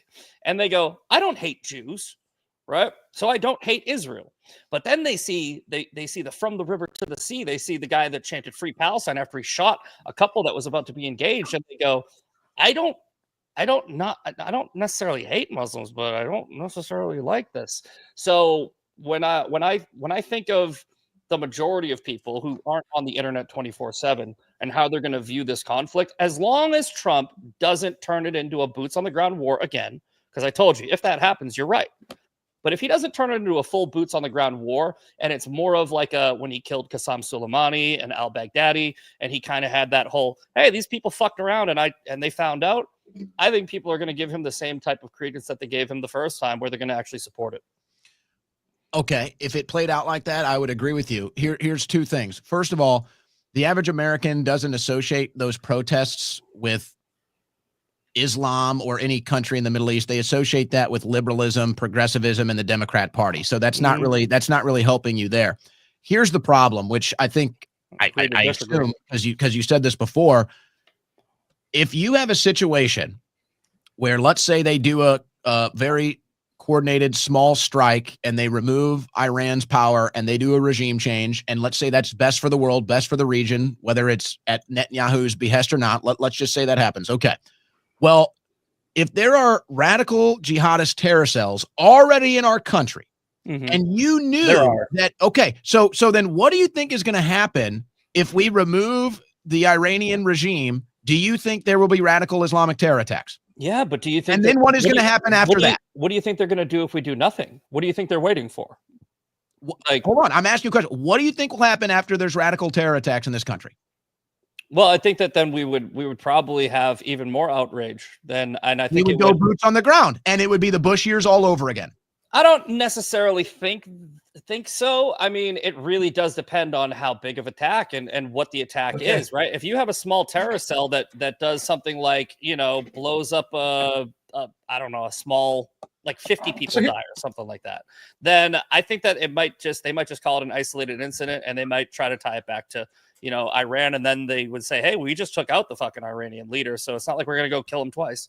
But I don't know. But someone's going to have to stabilize Iran. So just as a question about both you guys, Iran has oil, right? Mm-hmm. That's why this war is going to happen. Yeah, we have oil. Yeah, we do. But Israel, this is almost every war gets fought about resources or religion. This happens to be both. Sure. That's all. And a lot of times resources are used to incentivize the religious people to get done through propaganda, because a lot of this is propaganda. Even I would go argue that the protests that you were talking about, that's propaganda. That's basically propaganda for leftists to our side to try to either incentivize support for one side or the other. I swear it looks like to me the Democratic Party has really tried to inflate this issue between Gaza and Israel, which is a completely different thing. Sure. My thing is, we keep acting like we should get involved because they don't like us. I don't know if any of you have traveled the world, but that is not a unique thing to not like America from just the Middle East. France hates us. Spain hates France. They will see you. France, they will hear you talk and pretend they don't speak English when you've just heard them speak English. Sure. I mean, and that's no shit, right? I don't think it's about all around the world. We are fairly hated by people in Beirut, in Lebanon, everywhere. So if we're worried about terrorists from Iran, we should just wipe out everybody, right? No, I don't think it's about who doesn't like us. I think it's about who is a threat to us. I think a nuclear weapon in the hands of Iran leads to a nuclear detonation. I know they have one. There is no evidence they have one. Like there was no evidence of weapons of mass destruction. There is evidence that by their own admission that they're enriching uranium, and you think it's for nuclear power, right? So here's the thing. Here's the thing, though. That's the Second Amendment argument. If they have something, they might use it against us. They don't have a Second Amendment. It's the concept of self-defense. It's the concept. Yes, it's the concept of self-defense. If they have self-defense, they're Iranian, and they don't care if self-defense. So you understand it's a fair game. And I don't give a fuck. I don't give a fuck if either of them have self-defense, because they're not my fucking country. Sure. Look. Here's the deal. I don't have any loyalty to the Israeli government. Okay, none whatsoever. I don't know how. Okay. I don't even know their government. That's an interesting submission. Your debate. I've said this over and over and over again, right? And everybody just thinks that I have some loyalty to the Israeli government because I don't know that there's some. Yeah, because you defend them every single day. No, look, I'm anti-terrorist. I'm anti-radical Islam, right? And they are fighting the people that I am against, right? If it was fucking like Scotland, I would be like, yeah, I hope Scotland fucks up Iran. Just right back to the debate. When all of a sudden did you decide to be against Islam? 9/11. A lie. What? A total lie. That's your opinion. That's your opinion. Like, dude. So you believe the official narrative of 9/11. So there's your problem, bro. So there's your problem. You're stuck in a propaganda loop. Okay. You love American propaganda. You love Israeli propaganda. Hang on a second. We can also use 9/11. We can discount 9/11. We can use it as a point where that's not a nuclear weapon, but we went to war over that too. Sure. So do we just wipe out everybody in the world that says death to America? Do we just go around from country to country in the Middle East and wipe them all out? I mean, do we visit some islands in the Mediterranean too, where they chant it? Like that's my thing, man.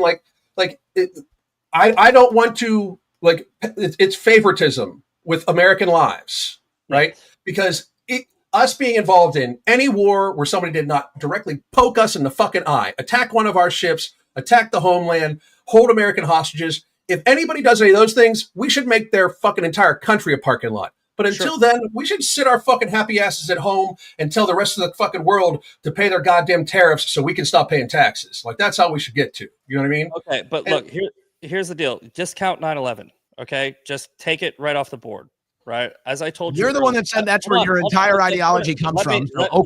Let me finish, right? You said, when did it start, right? It started there because as a 15-year-old kid, I saw the World Trade Centers come down. I do believe that the people who were on the planes were fucking Muslims, right? And I believe that Osama bin Laden told those Muslims to fly planes into the World Trade Centers. Now, if you want to get into who is really behind it and who moved the chess pieces around, I don't care, right? But why don't you care? Because they did it, okay? If somebody who is they? The Al Qaeda, the fucking Osama bin Laden. You said earlier on the show that the CIA was involved. I said no. What I said was there's evidence that there was regime changes and involvement in the CIA and fucking did this and did that. But either way, right? Your entire argument is falling apart because your foundation is built on sand. Yes, it is. This is where your foundation falls apart. You can't decide whether you believe in 9/11 or not because you know it's obviously bullcrap, but yet your entire argument foundation is based off of it. So you kind of have to play both sides. No, I don't. What I'm saying what you're doing right now. What I'm saying is if you discount 9/11, you still have over 66,000 terror attacks from radical Islam in the past 50 years. When did it start? Hold on. You have in 1970. I'm saying from 1975 to 2025, there have been over 66,000. So after we built and funded Israel, okay. It doesn't matter, bro. They're doing it. You keep saying it doesn't matter. What do you mean? Who decides what matters and what not? But you keep on going, why?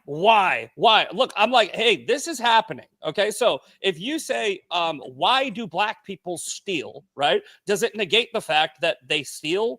And I'm not saying all of them do. What I'm saying is there's that talking point, right? That black people steal. That's a popular woke right talking point. Okay. When you say why, right, you got to now try to get into the psychology of what happened and who was really responsible for it. No, you don't. Exactly. You don't, right? If you see the action taking place and you can put the actor to the action, then you can say, all right, these are the bad actors, right? Now, I'm not saying all Muslims, but radical Islamic terrorists, right? Radical Islamic terrorists, people that espouse the ideology of Islam and chant death to America, those people are responsible for 66,000 terror attacks over the past 50 years. So when you say why, I don't care because there's 66,000 of them, right? I just want to stop them. The why doesn't matter. So let's not investigate anything. Let's not investigate why autism is skyrocketing. Let's not investigate why there's poor people. No. Hold on. It's my time to talk. It's my time to talk. It's my time to talk. If you're not willing to investigate the why, then just shut up. Just admit you're a surface level propaganda consumer and let's just move on from this debate. Because if you're not willing to investigate the why, then you're worthless here. Let me explain the why. Our media after 9/11 told us exactly what they want you to repeat like a parrot. Radical Islam, radical Islam, radical Islam. Well, let me tell you the two people that benefited from September 11th, the military-industrial complex and Israel. That is undeniable. Now, if you go into the Muslim world, what are they hearing about 9/11? Do you think they're hearing about radical Islam? Do you think they're hearing about Osama bin Laden? No, because they know it's stupid. Because they know Osama bin Laden from a cave in Afghanistan did not orchestrate 2 planes flying into the Twin Towers by himself. They don't deal with the propaganda we deal with and say they don't believe that nonsense. But nonetheless, what is the aftermath? Okay, what now, if it was America? Don't interrupt him. He didn't interrupt you. He did. Now, America goes into the Middle East, destroys Afghanistan, destroys Iraq. All of these people are misplaced, and now the same sentiment that these people have for Israel, they now have for America. So yes, they want to go on jihad against us because they believe we destroyed their way of life. I'm out. I'm done. I don't want anyone in that region to hate us anymore. I don't want anyone in that region to be subsidized with us anymore. And it all comes back right to the same point. That's the point. No, the point is they're going to want to kill you regardless, right? And now you think a country the size, like what, 16, 15 million people? I thought you didn't deal in absolutes. Now you can say for sure they want to kill me. They want to kill you, Owen. Well, no, I can say for sure they chant death to America, right? That's and they do in Austin, Texas. So let's go nuke it. It's a false equivalency. Look, here's the deal. It's the exact same equivalency. You want to find out the why, right? But by no, I just explained the why. No, you explained your opinion on the why, right? Which is you can have that opinion, but saying it as fact is it's a theory. You say you don't even care about the why. So what's your why? You don't even think about it. You can't even think beyond the surface. What I'm saying is if I can see the action, right, then all right, fine. I care about the why, but it takes a back seat. Is that better? It takes a back seat because when you have a pattern of behavior from a people group, right?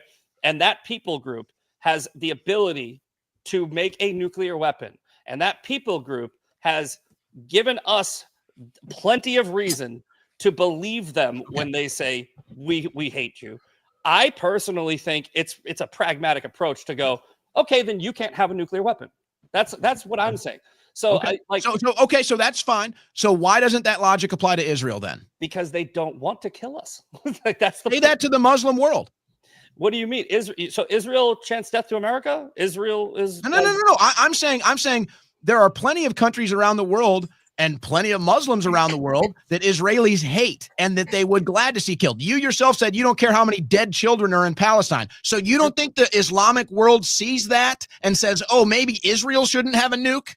Sure. I mean, if I said that, I misspoke. I said I'm okay. I'm okay with. I said I'm okay with civilian casualties as long as that civilian casualty ends the war and more people and saves more people in the long run. Same thing we did with Hiroshima and Nagasaki. Same thing they did with Operation Gomorrah with the Allies in World War II. When you so see, this is why you're woke, right? Because now you have to defend death. Now you are forced to defend death, just like the woke left does. So keep going. Keep defending death. I'm not a snowflake liberal that just lives in this fucking world of... No, but you're defending death, so go ahead. Keep defending it. You want more death? Go ahead. All right, let's break it up. Gentlemen, to your corners. And I want to wrap up a couple of threads that we've had going throughout this thing that maybe there'll be points on both sides. Who knows? One thing, Zach, you said the CIA was involved in 9/11. I said I don't know. Okay, well, it's not in doubt. Michael Springman worked for the U.S. government. To do my little Alex Jones voice, it's many sources have shown that the U.S. government was involved in 9/11. And the missing pages of the 9/11 report that only got released after Trump took office the first time, it showed that the Saudi government knew what was going on too. So you have the Bush administration, the Saudi government. The Saudis, I don't know if you know, they've been allies with Israel for decades. The neocons in Bush's administration, very, very closely, they work with Israel. So the idea that Israel had no idea about 9/11, it doesn't really wash with the other players involved and who was behind 9/11. And then for Owen, just to try and put Zach's argument maybe in a finer point, Patrick Bet-David was making the point the other day that, the date you both keep putting on where a lot of these terror attacks coming from, it's not actually the date of the creation of Israel. It's the time when the new regime took over in Iran from the Shah, and that they have been very radical. Do you cry for the regime in Iran? Should they be replaced, Owen? I would, first of all, my baseline is it's not my problem. It's not my problem. That's my baseline. And I don't subsidize Iran like I subsidize Israel. Now, having said that, by the way, this is true for Netanyahu. The Iranian government is not popular. Netanyahu's approval rating is 30% right now. Netanyahu needs this war so he can stay in power. He knows he'll never win another election. He's lost popularity. The Orthodox Jews are about to totally turn against him. He's losing the support from the Knesset. So Netanyahu is a desperate man. He's failed everywhere. He's failed to defeat Hamas. He's failed to take the Gaza Strip. He's failed to save the hostages. So now he's trying to get a victory in Israel to secure his political power yet again. Why do I say that? Because the same situation is in Iran. Their leadership is very unpopular. They don't have a very high approval rating amongst their people. Sure. Would their people like to see a regime change? Probably. But it's not my problem. I want nothing to do with it. I don't want a single tax dollar going towards it. I don't want a single piece of military equipment going towards it. And I certainly have already seen what happens when it does. And I'm not insane, and I'm not going to repeat the same process. Yep. Okay. I think that makes sense. You said that like it's proven beyond a reasonable doubt that the U.S. was involved in 9/11 too, right? So I did not say that, but no, okay. I would say yeah, probably. Okay, so you both say yeah, right? So why don't you just leave America? Because I mean, your argument for getting out of the Middle East. Why don't you go to Israel? Like, what is that? Your argument is anybody who's responsible for 9/11 we shouldn't trust. So we shouldn't trust our own government. Which I don't trust George W. Which we shouldn't. Just real quick, dude. You trust the government? No, I just said which we shouldn't. Right? We should never trust the government. But here's the thing: the whole not. But you trust the 9/11 theory, okay? It's not that. Look, you are obsessed with 9/11, and it's so funny that you're obsessed with 9/11. You said your whole worldview was based on September 10th. No, I didn't. I said that. You said when did it start, and I said 9/11. Right? And I said congrats. It worked on you. That is not my entire worldview against the radical Islamic fucking terrorist ideology. I've also looked at their behavior over the past fucking 20-something years, and it's backed up my theory on 9/11. So that's why I said the 9/11 thing doesn't matter, because they're also terrorists doing terrorist shit, and they haven't stopped doing terrorist shit since I don't know, since and Abraham, that's why we need to decouple from the region. Hold on. Why we have to decouple from the region. And by the way, our government is way too big anyway. We shouldn't even have funds to send in Israel. Absolutely not. Out of control. Here's the deal. The not my problem thing, right? The isolationist argument, it is a September 10th mentality, which I think that we are very dangerously flirting with, where if we take your route of just decouple, get out, come back here, and then we have that big terrorist, and then we have that big terrorist event, you're going to get that thing that scenario that you just said, where you're going to have the same terrorist cells that you're afraid of, like, going off if we take out Iran. They're also going to go off if we just decouple and leave. So we're damned if we do, damned if we don't, as far as the attacks, because they're going to say, "Oh, Iran just decoupled from the whole Middle East. Now we lost out on all that trade. We lost out on all the negotiations. We're gonna." So who's going to attack? What are you talking about? There's already terrorist cells in this country, right? That is a fact that is reported by the FBI and Homeland Security, right? Many, and they haven't been able to track them, right? So if we were to decouple and become complete isolationists, right? You don't think that you think the terrorists are just going to go, "Hey guys, they left, so we're leaving too"? No, they're going to start fucking blowing shit. Hold on a second. Okay, so the percentage of a radical Islamic terror attack in America goes down significantly if we do not get involved more in the Middle East. Because you think that they care? Oh my God, dude! They want. But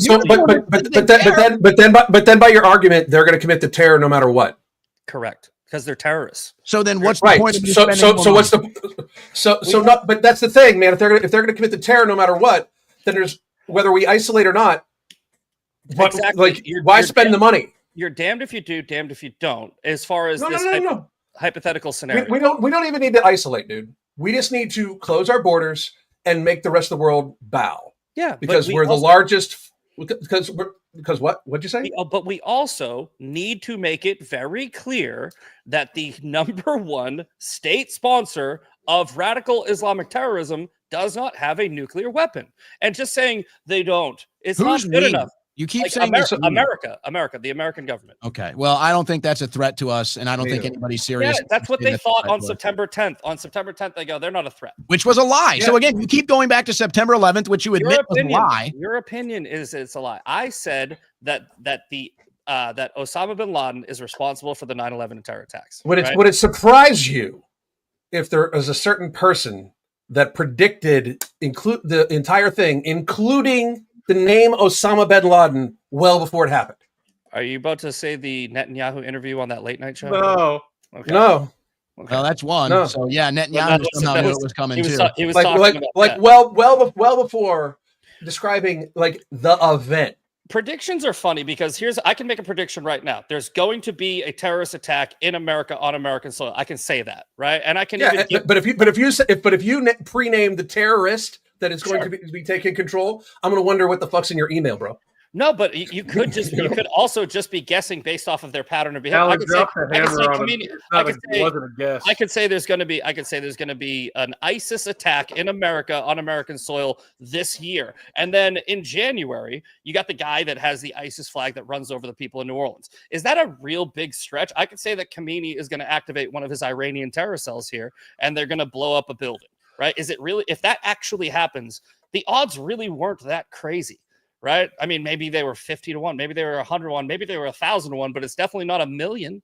So predicting terrorist attacks from terrorists, it's not the craziest thing to me. Oh boy. Do you think America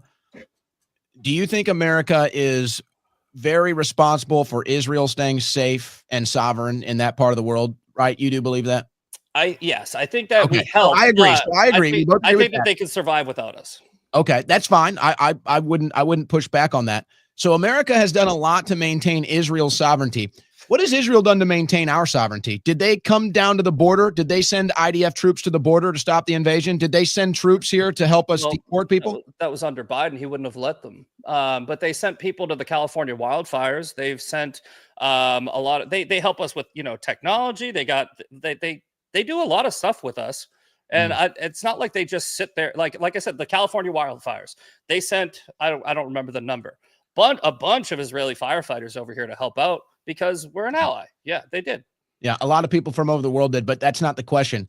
The point is that the IDF and the Israeli military does nothing to support our sovereignty, and we do everything to support theirs. This relationship is not balanced, and it's costing us more than the benefits. That's what America has realized. I think, like I said, I think that after this debate, I think you should go look up the figures on direct spending versus foreign aid and trade. And so what does trade have to do with us subsidizing Israel? That doesn't give me a good excuse to subsidize Israel. We already went over this. If there is a net gain for America, we're not subsidizing.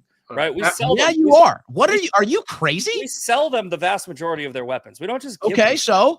With our money, they buy it with our money. Yeah, but no, they don't though. They're it's like, this is I know the economics. That's like saying Planned Parenthood doesn't use tax dollars for abortions. That's a joke. Yeah. All right. Look, like I said, does America loan Israel money? Do we loan them money? I believe there are loans. Yes, and I know that loans. We have a contract with Israel. They get free money from us. We've literally subsidized their entire existence in trade for. And look, we're not talking about trade. This is foreign aid. It rhymes with trade, but it's foreign aid. But if you look at it in a holistic approach, right? All of the money, right? You take all of the money, every dollar, right? Here's the aid, here's the loans, here's the spending, here's the technology, here's what we gave you, here's what we gave you. If you break that all down, then we are the benefactor of our relationship with Israel. They don't make money off of us. We make money off of them. So you know what? Fine, whatever. The numbers debate, we're not going to work. So let's just put it into simple, basic logic. Mm-hmm. Which country would be better off without the other? Do you think the United States of America would be okay without Israel? Do you think Israel would be okay with the United States of America? Where do you think that dynamic stands? Sure. I mean, I would say they probably benefit by having us as an ally. We're the most powerful nation in the world, of course. Okay, so you admit that it's the cost benefit. It's way more costly for us. Israel benefits way more than we benefit. Okay, I'm glad we admit that. No, Thank not you. monetarily, no. Right, but the benefit of having the big swinging dick having your back is huge because now Israel's the big swinging dick. A minute ago they were New Jersey. No, we are. Okay, exactly. So we don't need them. We don't necessarily need them, but you don't need allies. You make allies, right? You don't need to do this at all. You don't need to be. We don't need to be in a trade relationship with China. We don't need to be. Unfortunately, we do, but we don't. We could literally just do the same fucking thing. We could go, fuck you, China, no more China. Brilliant. Right? That's exactly the point. So now you're an isolationist. No, I'm saying we could. But there is. I agree. Now that would take some time because we got sold out by our Congress that shipped all of our jobs over there, and now they control the rare earth minerals. Sure, but yeah, you're right. In about a year or two, we could bring all of that back, and we wouldn't need China. I think that economically we should be as isolated as possible. Economically, right? I think guys, we're getting somewhere. No, but like I said, you think that we're so far off on each other. We're not. We probably agree on a lot. No, right. I'm just glad that I'm winning this debate clearly. You can everybody who ever says I'm winning the debate is probably either losing the debate or it's pretty even. Let me tell you something. As an even moderator, the argument you're making for economics, it'd be like if America said, "Hey, Brazil, we're going to give you $10 billion to buy Teslas from us," and then we talked about the benefit Brazil gives us for buying our Teslas. Like we gave them the money. And that's what you're touting is like the benefit of Israel. Is like they're spending the money we gave them in our country. Like we gave them the money. We could build anything and give the money to anybody to buy it. Like, that's not really a great relationship. Economics is extremely complicated, right? And especially no, it is. It really is. And and people always try to simplify it and dumb it down to we give them the thing and then they buy the thing. It's like it's really people always do that. They look at kind of what it is. But look at what actual economists are saying, and you're gonna have many of them that are gonna come out and tell you. What is the difference? What's the difference between actual economists and economists? Well, people who I don't know, like an economist. Agree with you. Okay, no, just go to it. You're gonna have. And by the way, you're going to have economists that say that we don't have the benefit. Then you're going to have economists say that we do have the benefit. You're going to have people say that we shouldn't be. So they're all actual economists, then, right? It's like everything else. I don't think I've ever seen a single economist say that we benefit financially from Israel. I don't believe I've ever seen that once. Okay. I mean, I'll ask Grok. But something else you should look up after the debate. You told Owen to look something up. You should look up what Alan was referencing earlier, the great prediction made by Alex Jones of InfoWars that Owen works with, that Owen is a host for. He predicted months ahead of 9/11 that there would be an attack on the World Trade Center, that it would be blamed on Osama bin Laden. That is such a specific attack, such a specific time frame. It's not random. It's incredibly impressive. And when you look into how he was able to predict that, it is inarguable that the CIA, the Bush administration, didn't they already fly a plane other foreign powers? It was in the 9/11 Commission report pages that had been taken out that the Saudis were involved. The Saudis, the Bushes, these are allies with Israel. You need to look deeper into geopolitics. You said you didn't care that much about the why, but if you're going to go out in public and speak, you should really know a little bit more. Oh yeah, you're a fair moderator. Alex Jones said that a plane was going to hit the World Trade Center after a plane hit the World Trade Center. He's fucking. He said before. Now you're wrong, but whatever. Before it happened, it's on video. He said it before the 93 attack. No, before the 2001 attack, just a couple of months before, and after the other attack. There was already a plane that hit the World Trade Center. Saying another plane's going to hit it. No, there was a bomb in 93. It wasn't a plane that hit in 93. Let me reframe this. Let me reframe this a little bit to explain how powerful the propaganda is, because I just don't think you actually respect how powerful it is. They convinced America that a plane hit the Pentagon without a single plane part, not an engine, not a fuselage, not a wing, nothing. And they convinced you that a plane hit it. That's how powerful the propaganda is that we're dealing with. So you better realize the same people are running the same propaganda right now against Iran. Okay. Well, you asked me if there are any economists that say that we have a net positive relationship from our relationship with Israel's Zvi Eckstein on studies on Israel monetary policy. indirectly supports the idea of economic stability benefiting the U.S. trade through Israel resilient economy. Doesn't necessarily qualify it as a net positive relationship, but it alludes to it. Of course not. And it's not even taking advantage. That's just one. So nice try. That's just one, and I'm sure you'll find others. But either way, I just wanted to give you that because I said I was going to look it up. Prove my point, but okay. It didn't, but okay. Like I said, after the debate, you can go look it up. But when you need to do your research, you don't know what you're talking about. This is like when I go out to the protest and they're like, "You don't follow the news."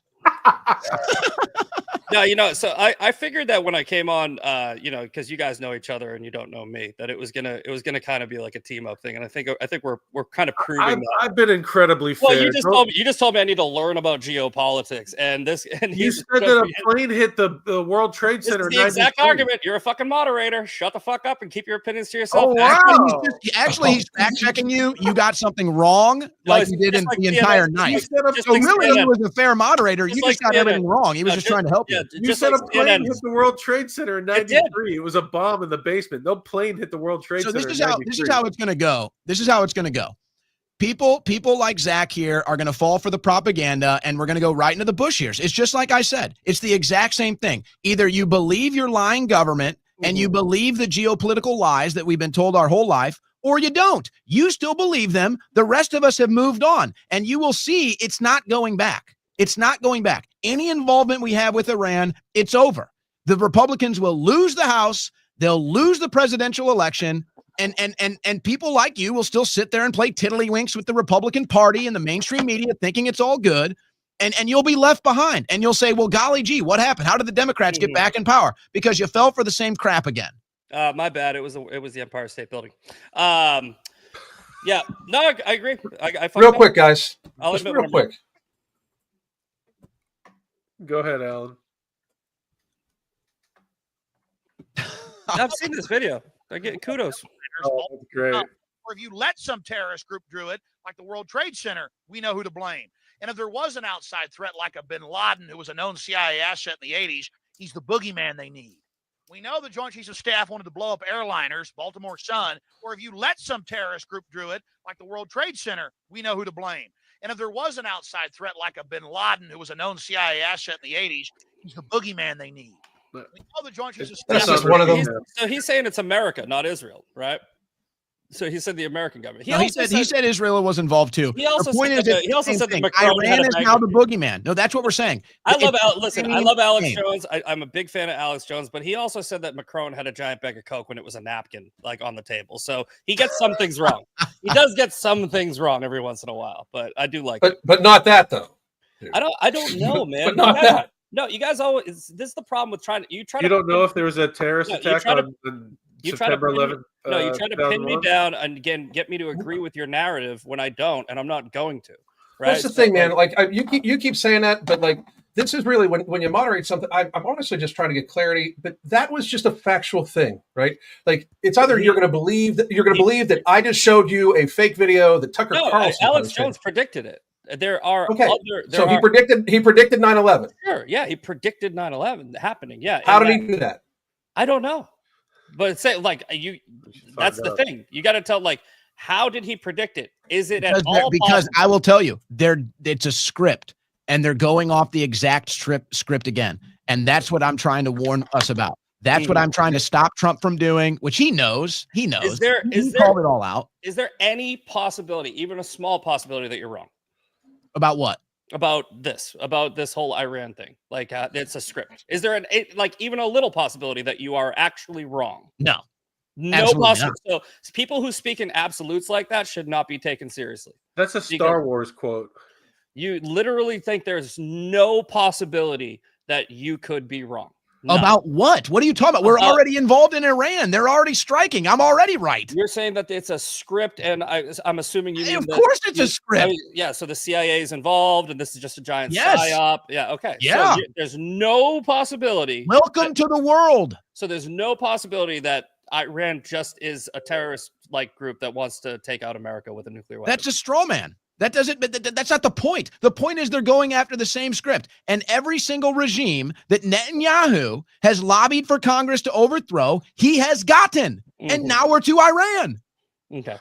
I will say, I hope that the Trump administration is saying we're not at war, we're not going to war, and I think to Owen's point, the reason they're doing that is because it is not good for Republicans politically. It is not good for Trump politically for us to be involved in another war. It would take away at least some level of support from Republicans. And that in and of itself is bad for America. We have mass deportations that we need to do. We have a lot of the deep state that we need to clean up. Losing any amount of power, even if it's just the House of Representatives, would be very, very bad right now.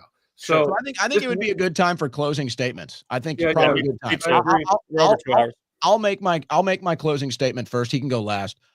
I will say this. As I said, if we get involved in another war in Iran, and if it's boots in the ground, absolutely this will be true. If it's like nuanced of, just our military or just aerial support, whatever, it'll still be the same result. We'll go back to Bush era politics. Republicans will lose the House, and then they'll lose the presidential election in 2028. We've already been through this road. We've already seen the playbook. I'm not going to play that game again. The MAGA coalition will be fractured. And you can debate the merits of going into Iran, and you can debate the merits of the relationship we have with Israel. The result will be the same. The result will be the exact same. And here's the issue. And this is why it's going to be so catastrophic for the Republican Party.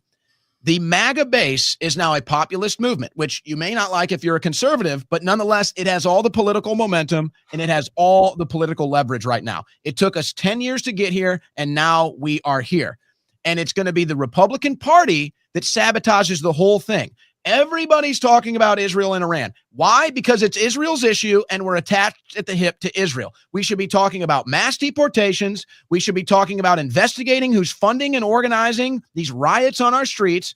We should be talking about who stole the 2020 election and how. We should be talking about who ran Operation Crossfire Hurricane in a coup against President Trump. We should be talking about who ran the auto pen in a treasonous act against this country. We should be talking about who opened the borders for an invasion of 10 to 20 million people. And we should be cutting taxes, and we should be addressing the trade deficit. And now here we are again, putting Israel's priorities first above America's, and it will destroy the MAGA coalition if we go down this road. We can still turn it around. We've had a bad car accident. We're at the intersection, and MAGA has had a bad car accident, but we can still heal this up and turn it around. But if we get involved in regime change in Iran, and if this war expands, MAGA coalition shattered, Republicans lose the House, Democrats win in 2028. Mark my words. Go ahead, Zach. Okay, I think that Owen's given a lot more credit to this base that he thinks is the base than it actually is, right? The America First movement, an anti-Israel movement, it's incredibly small, right? Trump is MAGA, right? And the base is 77 million people that voted for him. Then the vast majority of these people don't follow politics as closely as we do.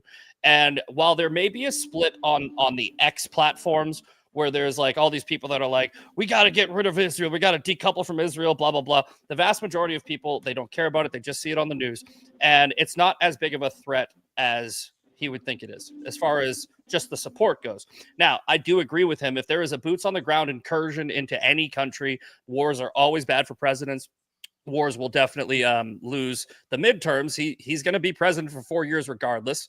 So I hope that there is not boots on the ground. As I stated earlier, when I'm responding to somebody who says you want to go to war, and I go, yeah, I might be trolling them. I don't want a full out war. I don't even want a war at all. I don't want any type of real war with Iran, but I do want America to make it very clear, even if that means through support, force, or supplies, that Iran is not having a nuclear weapon, period, point blank, no more fucking discussion. And I don't think that we need to decouple from the Middle East or get out of there to do that, because we've already set up all these structures over there, and all of this, these trades and these relationships, you can't just pull the fucking pin. I think that would be worse. And I think that would actually destroy Trump's legacy a lot worse than maybe a conflict that lasts for a couple of months, and we hope it does. As far as the conspiracies and all the people want to know about the 2020 election and shit like that, I do. I'm right there with you. I want to know about the Epstein files, the 9/11, blah, blah, blah. I want to know all of it. But most people, the vast majority of real people that really just kitchen table people, they've moved on. They don't give a fuck about conspiracy theories. They really don't. And that's, I think, where a lot of these people are confused. They think that their obsession, I would call it an obsession with this obsession with Israel is what most people are thinking about. What people are thinking about, as we did talk about, as Owen agrees with me on, people are thinking about the border. They're thinking about fentanyl. They're thinking about taxes. They're thinking about how they can put food on their table. They're thinking about jobs. They're thinking about their kids' college.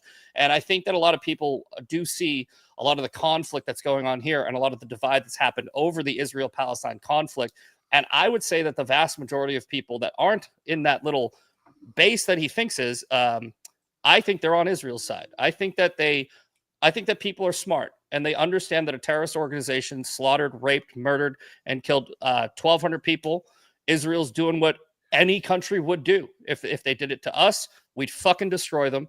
If they did it to fucking even somebody that we didn't like that much, if something like that happened to fucking Russia, I think that we would probably say, yeah, Russia has a right to go over there and fuck them up. But that being said, here's my close. We are an ally of Israel, and you guys got to get on board with that. And it's not going to end anytime soon. We've always been an ally, and we are an enemy with Iran. That's not going to end soon, and you got to get on board with that, period. And that's the issue right there. We're done being told what we have to do, and you're wrong about Israel's support. And I'll just say this. Look around you. The big, beautiful bill, massive military spending, getting rid of the budget and setting up the biggest surveillance state in the history of America, combined with the giant army recruitment ad that we just saw this weekend for the 250th anniversary. Look around you, dude. They're getting ready. Not a fan of big bills either. We'll agree on that too.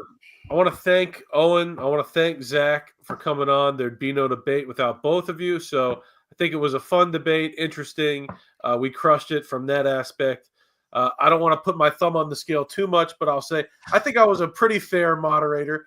And the only thing I will say is this whole debate about blowing up the MAGA coalition and everything being focused on Israel first, it wouldn't be the biggest debate in the world if the Trump administration was delivering every single where else that they promised. As Owen pointed out, we're not getting the mass deportations that were promised. Stephen Miller is working on it, but then Trump makes a statement saying that we're going to leave the workers at the farms and the hotels alone. I don't know if that's a statement just to get Rand Paul's vote or what it is, but that is not what he promised us. Even the first time around, he promised lock her up. We want to see arrest of the deep state. Promise no new wars. He did promise no wars. And the other thing, if there is a path where Israel does their goal and America's not involved, that this thin line, this is what Trump is aiming for. Okay, that's what you're aiming for, Trump, where Israel is allowed to do its business and America's not involved. If he wants to keep the MAGA coalition together and that's how he wants to frame the Middle East, he has to deliver mass deportations, arrests in the deep state, firings of all the people that were put in by the Biden administration, the Obama administration. We are not getting everything that we were promised. If he wants to deliver for the American people and get wins in 2026, he has to deliver everywhere else around to make up for the fact that we were told there's not going to be a big focus on war in this administration. Anyway, thank you both for coming on. I hope you don't feel we were too biased, Zach. No, you're good, man. Look, and I wasn't trying to be too much of a dick. It's just you guys all know each other, and I'm the new guy, so I would have expected it, and I think you did pretty good. All right, well, welcome, Zach, the new guy, and if you've never seen us before, Jewcast. Yes, we've had Owen on before. We've had Laura Loomer. We've had Jason Whitlock, one of our finest episodes. David Cole, the guy who actually did a lot of the investigation into the Holocaust. The world's #1 Holocaust revisionist, David Cole, we've had on the show. It's very interesting talk. He's a funny guy. Yeah. And if you want to check us out, you go on Twitter, just type in the search bar, Jewcast, scroll around, you'll find episodes. We're on YouTube, and we repost to band.video, everybody's favorite website. So thank you guys for both coming on. Real quick, right before I go, just even though it got a little heated, just want to say really appreciate you coming on, and I respect you, and thank you very much. I agree. Political debate and discussion is necessary for this 100%. Country. We have to be able to do it and then break bread afterwards if we're going to come together and save America. So I'm glad we were able to do this tonight. Thank you. Amen. A message of peace. And as far as more political debates, I have challenged Myron Gaines. He sounded scared. He walked away. I have challenged Nick Fuentes for 7 years. I've challenged Stu Peters, who I actually debated once, and he deleted it afterwards because he lost so bad. But anybody that wants to come up, you want to talk JQ, you want to talk the Holocaust, anything. Let's have more discussion. I think it's good for America. Come on the Jewcast. Let's do this more, people. All right, guys. Peace. All right, thank you guys very much. Appreciate all of you guys. Thank you very much.